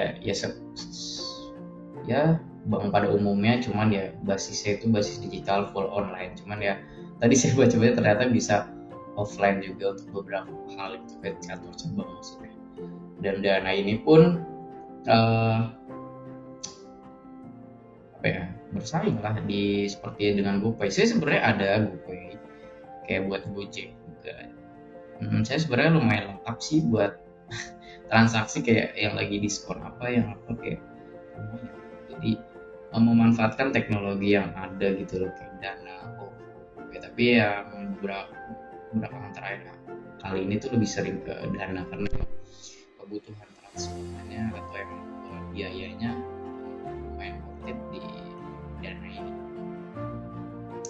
Oke, mungkin itu aja, karena kalau terlalu panjang pun dan tidak ada hasil atau kurang. Jadi sekurang-kurangnya seperti ini. Jadi ini apa yang saya lakukan, research saya lakukan. Mungkin kurang lebihnya mohon maaf. Saya lanjutkan pembahasan saya. Oke. Kita kembali lagi bersama saya, Rashad Rakim. Oke, sini kita akan melanjutkan lagi pembahasan berikutnya, yaitu tentang kita akan bahas tentang crowdfunding. Oke, kita mulai dari definisi aja. Crowdfunding berasal dari kata crowd yang berarti keramaian dan secara tersirat memiliki makna sejumlah besar orang. Dan funding yang artinya pengumpulan dana. Dengan begitu, crowdfunding adalah salah satu teknik pengumpulan dana yang dilakukan oleh orang dan nantinya dana tersebut akan dipakai untuk tujuan kegiatan atau bisnis tertentu. Nah, mungkin ya udah jelas ya bahwa crowdfunding itu ya secara nggak langsung adalah mengumpulkan dana dengan dari banyak orang untuk tujuan tertentu. Nah, kita akan bahas tentang aplikasi yang akan kita bahas tentang crowdfunding adalah kitabisa.com. Kenapa kok saya mengambil kitabisa.com? Karena mungkin salah satu alasannya karena saya udah pernah mencobanya. Karena saya coba gak sih setidaknya satu kali dalam seumur hidup memberikan sedikit hal, misalnya dalam tanda kutip rezeki kepada orang lain, walaupun itu tidak banyak, walaupun ya 2.000, 5.000, 10.000, tapi setidaknya bisa membantu orang lain. Nah, kita bisa ini hadir dengan konsep website crowdfunding sebagai tempat untuk mengumpulkan ide-ide sosial untuk memecahkan permasalahan sosial, di mana kitabisa.com merupakan website untuk berdonasi dan menggalang dana secara online. Siapa saja, mulai dari individu, komunitas, yayasan, hingga organisasi dapat memulai kampanye atau campaign penggalangan dana di Kitabisa untuk berbagai kategori seperti bantuan medis, beasiswa, dan pendidikan, membangun rumah ibadah, dan lain-lainnya. Nah, kita throwback bahwa Kitabisa ini hadir secara maya sejak Juli 2013 menjadi yayasan resmi di tahun 2014, dan di tahun 2015 tim kitabisa.com baru benar-benar bekerja full time mengembangkan platform ini dengan mendirikan Kitabisa Indonesia, PT Kitabisa Indonesia. Nah, dalam dunia crowdfunding berkembang istilah peer funding, yang berarti pemilik proyek melakukan kampanye sebaiknya juga melakukan kampanye kepada lingkungan terdekat, entah itu teman, kerabat, dan rekan kerja dan lainnya. Bantuan dari peer ini akan lebih cepat datang daripada crowd biasa. Selain itu, saya setuju penting adalah bantuan dari peer dapat menjadi pemicu atau trigger agar crowd lebih banyak membantu. Oke, sebenarnya kitabisa.com ini bagian dari crowdfunding, tapi bukan crowdfunding. Jadi crowdfunding ini ada fundraising, jadi ya finding price termasuk ke sana gitu loh. Oke. Supaya kita bisa menahan ngantuk ini, kita lanjut aja supaya tidak lama. Nah, kita akan bahas tentang beberapa fitur yang diberikan oleh kitabisa.com. Nah, fitur yang pertama ini saya bahas tentang penggalang dana. Jadi orang yang atau komunitas yang membutuhkan dana. Jadi yang pertama, pembuatan kampanye yang mudah dan cepat, di mana penggalang dana dapat membuat kampanye dengan mudah dan cepat melalui situs web atau aplikasi kitabisa.com. Pemasaran kampanye, kitabisa.com menyediakan beberapa fitur untuk membantu penggalangan dana memasarkan kampanye mereka, seperti fitur sharing sosial dan fitur kolaborasi dengan influencer. Kemudian ada verifikasi donasi. Kitabisa.com memiliki tim yang bertugas untuk memverifikasi donasi. Tim ini akan memastikan bahwa donasi yang diterima adalah donasi yang sah dan berasal dari donatur yang terverifikasi. Pelaporan penggunaan dana. Penggalangan dana bertanggung jawab untuk memberikan laporan kepada kitabisa.com tentang penggunaan dana yang mereka terima. Laporan ini akan dipublikasikan di situs web Kitabisa agar donatur dapat mengetahui bagaimana dana mereka digunakan. Nah, fitur untuk donatur, pencarian kampanye yang mudah. Donatur dapat mencari kampanye yang mereka minati melalui berbagai kategori seperti bantuan kemanusiaan, pendidikan, kesehatan, lingkungan, dan usaha. Nah, donasi yang mudah dan aman. Jadi donatur dapat memberikan donasi melalui berbagai metode pembayaran seperti transfer bank, kartu kredit, dan e-wallet. Nah, kemudian transparansi penggunaan dana.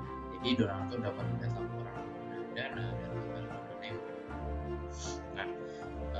lanjut ada beberapa fitur lain kita bisa dapatkan. Yang pertama itu ada galang dana berjangka. Jadi fitur ini memungkinkan menggalang dana untuk membuat kampanye yang berlangsung selama 2 bulan atau 2 tahun.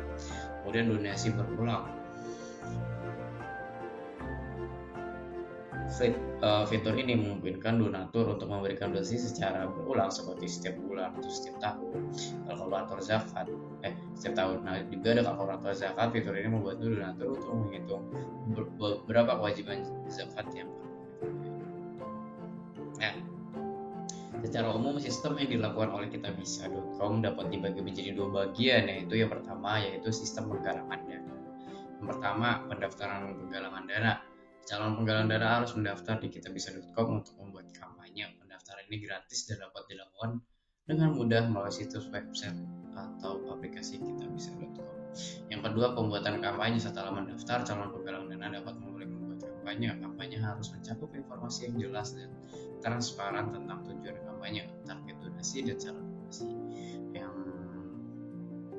keempat, memverifikasi donasi. Setelah kampanye dibuat, donatur yang dapat memberikan donasi akan terverifikasi oleh tim kitabisa.com untuk memastikan bahwa donasi tersebut sah dan berasal dari donatur yang terverifikasi. Kemudian ada transfer dana. Setelah donasi diverifikasi, kitabisa.com akan mentransfer dana ke rekening penggalang dana. Nah, di dalam itu pun ada yang kedua, ada sistem pelaporan dan akuntabilitas, di mana kitabisa.com memiliki sistem pelaporan dan akuntabilitas yang transparan dan akuntabel. Penggalang dana bertanggung jawab untuk menggunakan dana dan mereka terima sesuai dengan tujuan kampanye mereka. Mereka harus memberikan laporan kepada kitabisa tentang kampanye tersebut. Kitabisa akan mempublikasikan laporan tersebut di situs web mereka agar donatur dapat mengetahui bagaimana dana mereka digunakan. Selain itu, kitabisa.com juga memiliki kebijakan pengumpulan dana yang transparan. Jika kampanye tidak berhasil mencapai target donasi, penggalang dana dapat meminta penggalang dana dari kitabisa. Dengan sistem yang transparan dan akuntabel, kitabisa.com memastikan bahwa hasil penggalang dana diberikan kepada orang yang membutuhkan. Seperti itu. Jadi kitabisa.com ini sistemnya tidak akan lari gitu. Maksudnya kayak si donatur udah memberikan dananya, uang rezekinya, dan diserahkan kepada pihak kitabisa atau sistem, itu akan terus diawasi gitu sampai ke tangan yang dana itu. Nah, kita masuk ke cara kerja nih. Sebagai donatur, untuk menjadi pemberi dana kitabisa, Anda perlu memiliki akun di aplikasi ini. Anda dapat membuat akun dengan mendaftar menggunakan ponsel dan email. Setelah akun Anda dibuat, Anda dapat memulai memberikan donasi dengan mengikuti langkah berikut.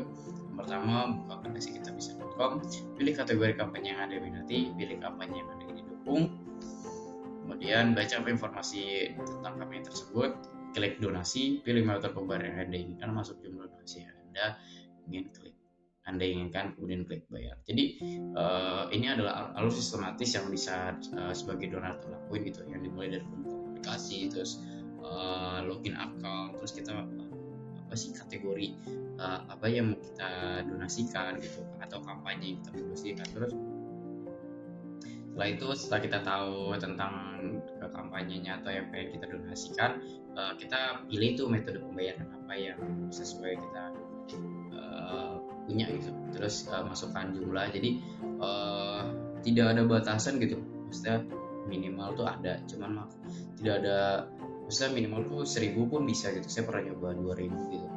Jadi seminimal itu pun bisa, jadi nggak perlu ragu untuk berdonasi ke kitabisa gitu.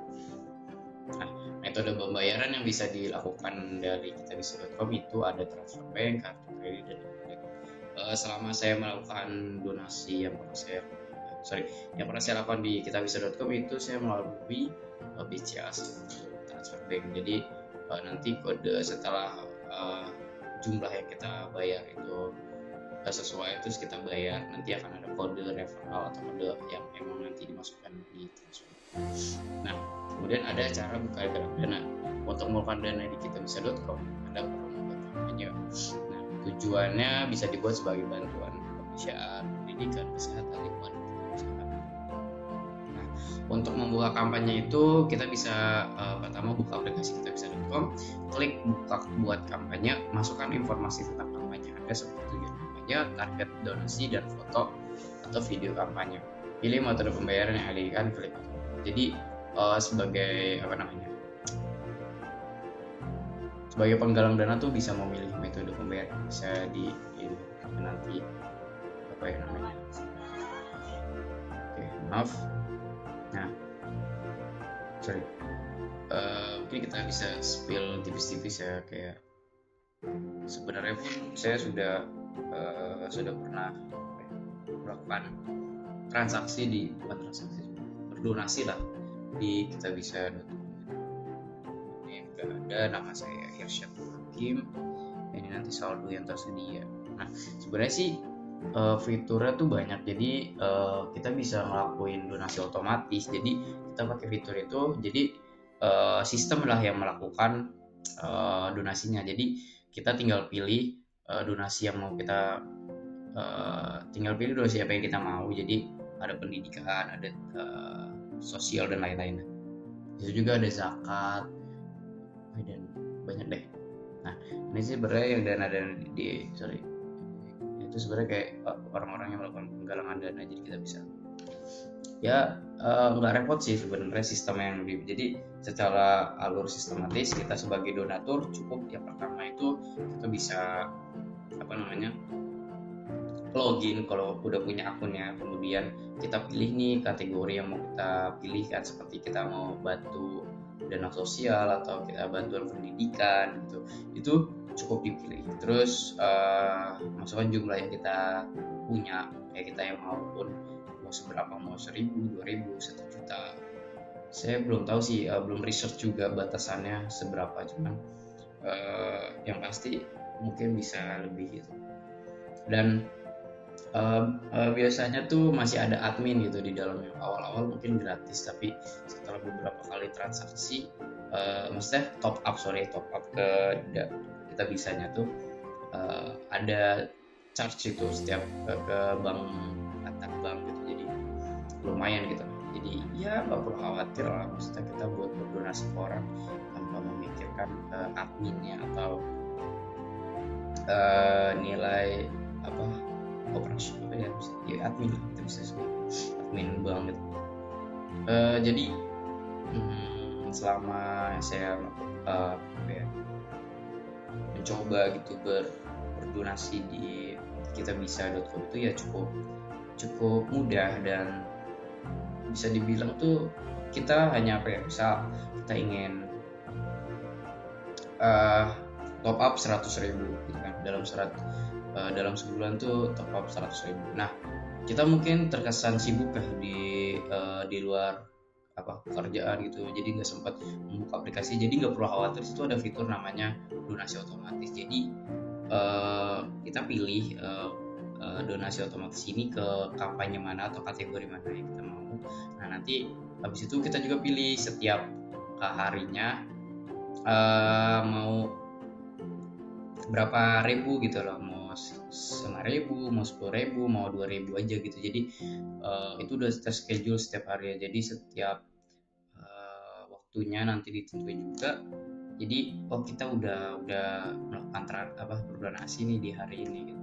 Ada di situ juga ada kalender kalau kita udah berdonasi gitu di hari itu. Jadi sebenarnya jadi pengingat juga ya ketika kita mau belajar berdonasi gitu ke orang yang membutuhkan atau orang yang emang lebih kurang dari kita gitu, bisa sebutlah. Jadi ya inilah waktunya teman-teman semua bisa melakukan berdonasi gitu di kitabisa.com. Ya setidaknya 2.000 pun membantu gitu. Itu sih. Jadi misal pun 100.000 seharinya ke 2.000 gitu. Jadi ya kalian cukup tenang untuk bisa 50 hari ke depan tuh udah gak perlu ngeliatin kitabisa.com karena itu udah otomatis. Itu sih yang pengalaman saya pernah buat. Dan tadi juga yang saya research. Jadi sebagai penggalang dana pun alur sistematisnya kayak kita pun harus login juga. Terus kita memilih kategori kampanye apa, terus harus ada informasi yang jelas karena sistem ini harus menerima gitu, kayak ini apa nih ketidakjelasan, kayak kamu boleh meminta-minta secara tidak jelas gitu.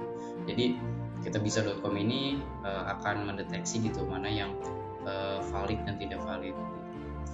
Selama ini sih saya lihat ya semuanya membutuhkan kita bisa.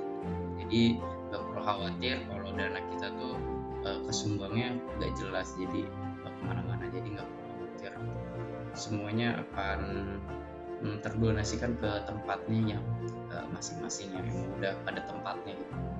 Itu sih yang udah saya lihat. Mungkin sekiranya itu saja yang bisa saya sampaikan perihal kitabisa.com. Banyak-banyak pun kalau emang gak ada isinya juga cukup disayangkan ya. Oke, kita akan lanjut ke paparan selanjutnya. Oke, mungkin bisa jadi ini pemaparan yang terakhir tentang apa nih? Kayak kita ke peer-to-peer lending. Apakah akan banyak pembahasannya? Oke. Cukuplah. Oke. Kita ke peer-to-peer lending, di mana adalah suatu proses pengumpulan dana lewat suatu platform atau perusahaan fintech yang nantinya akan diberikan kepada pemilik usaha sebagai pinjaman. Dengan kata lain, peer-to-peer lending menghubungkan pemberi dana atau investor atau lender dengan peminjam dana atau borrower secara online. Sedangkan jenis usaha yang dapat menerima pendanaan ini bisa berskala kecil maupun besar. Nah, manfaat peer-to-peer lending nih bagi suatu bisnis, pertama ada akses pinjaman dana usaha.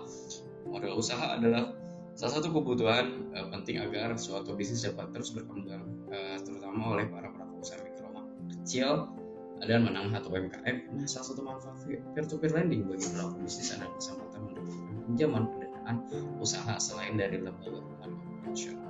Yang kedua, proses pinjaman dana mudah dan cepat. Bagi para pelaku bisnis yang membutuhkan tambahan modal dapat memanfaatkan peer-to-peer lending untuk membangun usaha.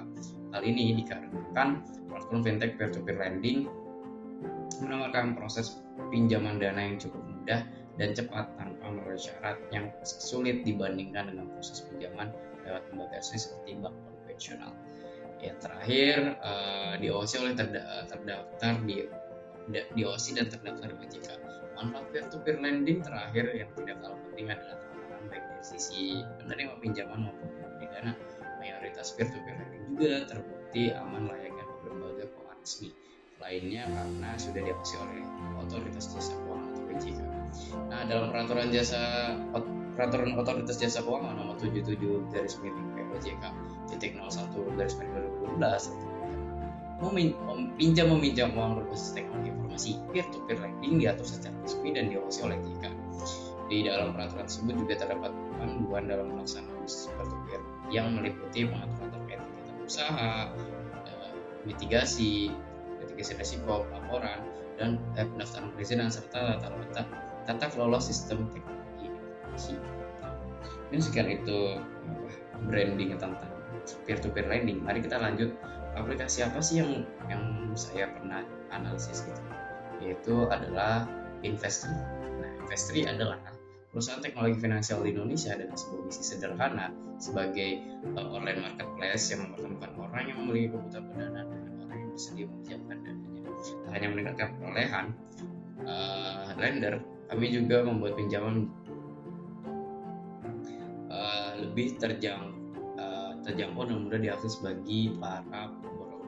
Sebagai pionir fintech lending yang berdiri lebih dari 5 tahun, Investri telah berevolusi dari hanya berupa marketplace bagi mereka yang mengajukan dan memberikan pinjaman menjadi sesuatu yang lebih berdampak, seperti platform yang menawarkan solusi bisnis secara digital kepada para pegiat UKM melalui produk-produk pinjaman yang menawarkan solusi bisnis secara digital kepada para pegiat. Oke, maksudnya produk pinjaman berfokus pada rantai pasokan serta menyediakan alternatif lain bagi masyarakat yang ingin memperoleh imbal hasil lebih secara nyaman dan bijak. Semangat kami adalah untuk maksudnya Investri ini adalah untuk terus bertumbuh bersama lender dan para pemangku kepentingan lain mewujudkan cita-cita besar inklusi keuangan di Indonesia. Nah, peer-to-peer marketplace merupakan suatu wadah yang mempertemukan banyak orang yang membutuhkan pinjaman dengan banyak orang lainnya yang bersedia memberikan pinjaman. Selanjutnya, peran investor adalah menjalankan marketplace tersebut bagaikan pusat perbelanjaan. Tugas kami adalah menyediakan ruang eksklusif bagi para penjual dan pembeli untuk saling bertemu. Tak hanya itu, kami juga menyeleksi, menganalisis, dan menyetujui aplikasi pinjaman yang dijual oleh borrower agar masa pendanaan berkualitas untuk ditawarkan kepada para pengguna. Jadi apa ya, nggak perlu khawatir gitu dari para lender ataupun borrower, itu investor ini cukup meyakinkan gitu, karena sistem yang dia buat pun banyak prosesnya gitu di dalam. Saya coba untuk cara kerja investor ini. Sebagai borrower, yang pertama mengajukan pinjaman. Borrower melengkapi informasi yang dibutuhkan pada aplikasi pinjaman. Yang kedua, analisis dan pertujuan. Tim investor menganalisis dan menyetujui aplikasi pinjaman sebelum ditawarkan kepada pendana. Yang ketiga, membayar pinjaman. Borrower membayar pinjaman oleh investor sesuai dengan jadwal yang ditentukan. Nah, selanjutnya cara kerja pendana nih di investri. Menelusuri marketplace. Pendana menganalisis pinjaman berdasarkan informasi yang tertera di fact sheet. Yang kedua, mendanai pada tawaran pinjaman. Pendana menentukan jumlah pendanaan pada tawaran pinjaman yang dipilih. Yang ketiga, menerima pengembalian pinjaman. Pendana menerima pengembalian pinjaman beserta bunga yang didanai kembali pada tawaran pinjaman. Jadi ya seperti itulah. Jadi kayak by step-step bagi peminjam dan yang pinjam gitu pun udah tersedia gitu. Nah, kemudian ada keuntungan investri. Sebagai borrower memberikan deal yang paling menguntungkan. Yang pertama nih bagi borrower, bunga yang kompetitif mulai 14% PI. Kemudian proses cepat 100% online, biaya yang hanya muncul saat pinjaman berhasil didanai. Kemudian sebagai lender memberikan imbal hasil yang lebih baik, lalu sama jadi mendanai di mana dan kapan saja. Proses mudah 100% online, risiko yang terukur, nilai minimal pendanaan mulai dari 10 juta. Wow, itu yang apa yang sudah saya research. Nah, di investor ini dia memberikan ini sih tingkat risiko. Jadi ada kelas-kelasnya gitu. Jadi ada yang sangat rendah hingga sangat tinggi gitu. Yang dimulai dari grade A+. Untuk lender yang berhasil dengan syarat dan ketentuan berlaku 12% per tahun. Untuk borrower bunga per tahunnya dengan syarat tertentu 13% per tahun. Nah, di grade A untuk lender imbal hasil itu 13-14% per tahun. Untuk borrower bunga per tahun 14-15% per tahun. Di grade B untuk lender imbal hasil 15-16% per tahun. Untuk borrower bunga per tahun 16-17% per tahun. Kemudian untuk grade C untuk lender imbal hasil 17% hingga 18% per tahun. Untuk borrower bunga per tahun ya 18-19% per tahun. Dan yang terakhir grade C min untuk lender imbal hasilnya 19 hingga 20%. Untuk borrowernya 20 hingga 21%. Nah, jadi syarat ketentuan maksudnya itu tuh kolom imbal hasil adalah tingkatan pengembalian yang akan didapat oleh lender, sedangkan kolom bunga adalah tingkat bunga yang akan didapatkan oleh borrower. Tingkat bunga lebih besar 1% karena termasuk biaya administrasi yang dibuat oleh borrower tidak memperoleh tingkat imbal hasil yang akan diperoleh. Nah, saya juga meriset gimana sih alur pemberian pendanaannya. Yang pertama itu telusuri marketplace. Setelah Anda melakukan registrasi dan akun Anda terverifikasi, Anda dapat menganalisis pinjaman berdasarkan informasi yang tertera di marketplace. Kemudian danai tawaran pinjaman. Anda menentukan jumlah pendanaan dan mendanai tawaran pinjaman yang dipilih. Yang ketiga, terima pengembalian pinjaman. Setelah pinjaman didanai, Anda akan menerima pokok pinjaman beserta bunga yang dapat digunakan untuk mendanai lagi tawaran pinjaman. Nah, syarat sebagai lender pun di investor itu adalah WNA atau WNI berusia minimal 17 tahun, memiliki KTP atau paspor. NPWP ini opsional untuk individual lender, dan rekening bank di Indonesia. Nah, rekan asuransi itu yang bekerja sama tuh CIU, Biar Insurance, Jamprindo, Simas Insurtech, Koala, Pasar Polis. Nah, juga ada gimana sih alur pengajuan peminjaman? Yang pertama itu ajukan pinjaman. Anda mengajukan pinjaman sesuai kebutuhan bisnis Anda. Tim investor akan melakukan analisis dan persetujuan. Kemudian pinjaman terdanai jika setuju, pinjaman Anda akan ditawarkan di marketplace untuk kemudian dipilih dan didanai oleh lender. Bayar pinjaman tepat waktu, Anda mengembalikan pinjaman melalui investori sesuai dengan jadwal yang telah ditentukan. Nah, produk pinjaman yang sesuai kebutuhan itu ada buyer financing, working capital term loan, invoice financing. Oke.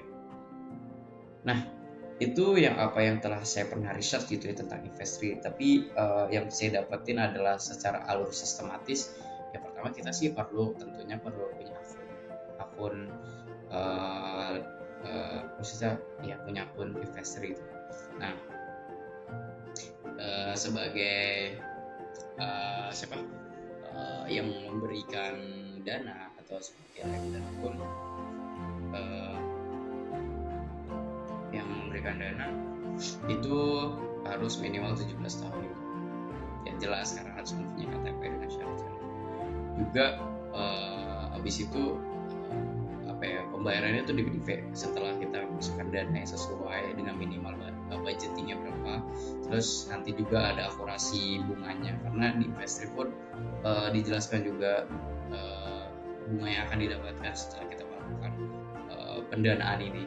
Juga dari investor ini melakukan verifikasi dan analisis peminjam gitu. Jadi peminjam ini nggak salah-salahan bisa merequest pinjaman, karena ada informasi yang harus dituliskan oleh peminjam kayak apakah bisa berhasil atau tidak. Kayak misalkan saya sebagai peminjam ini kan ingin melakukan bisnisnya itu pasti dianalisis juga, karena kalau tidak bisa balik modal atau tidak bisa mengembalikan dananya itu pasti dipertanyakan bagi sistem.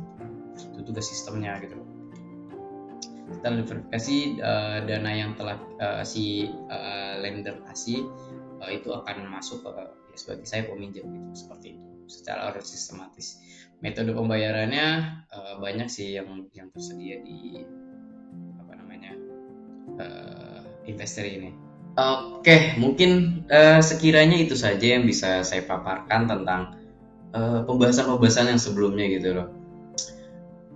Jadi ini tuh video untuk menuntaskan 100 menit tugasnya. Jadi kayaknya sih lebih gitu, karena ada beberapa pembahasan yang lebih atau agak sedikit bertele-tele di dalamnya. Tapi tidak apa, karena maksud dan tujuan saya tuh ya setidaknya mendetail, dan saya juga memberikan yang pernah saya dapatkan dalam pengaplikasian aplikasi tersebut. Jadi saya sejujurnya bilang aja kalau tidak pernah pakai ya bilang, enggak pun ya, bilang gitu. Jadi di sini pun disclaimer juga bahwa sebenarnya harusnya disclaimernya di awal. Jadi sebelumnya tuh kalau banyak kadang-kadang tuh mengeluarkan pendapat gitu. Jadi tolong jika ada salah mohon dikoreksi, dan jika benar mohon ditambahkan informasinya supaya lebih mendetail aja. Nah, mungkin cukup ya yang saya ingin sampaikan. Saya ingin minta maaf bila ada kekurangannya, dan bila ada dilebihkan tolong didetailkan kembali. Saya Irsyad, izin pamit undur diri. Ciao.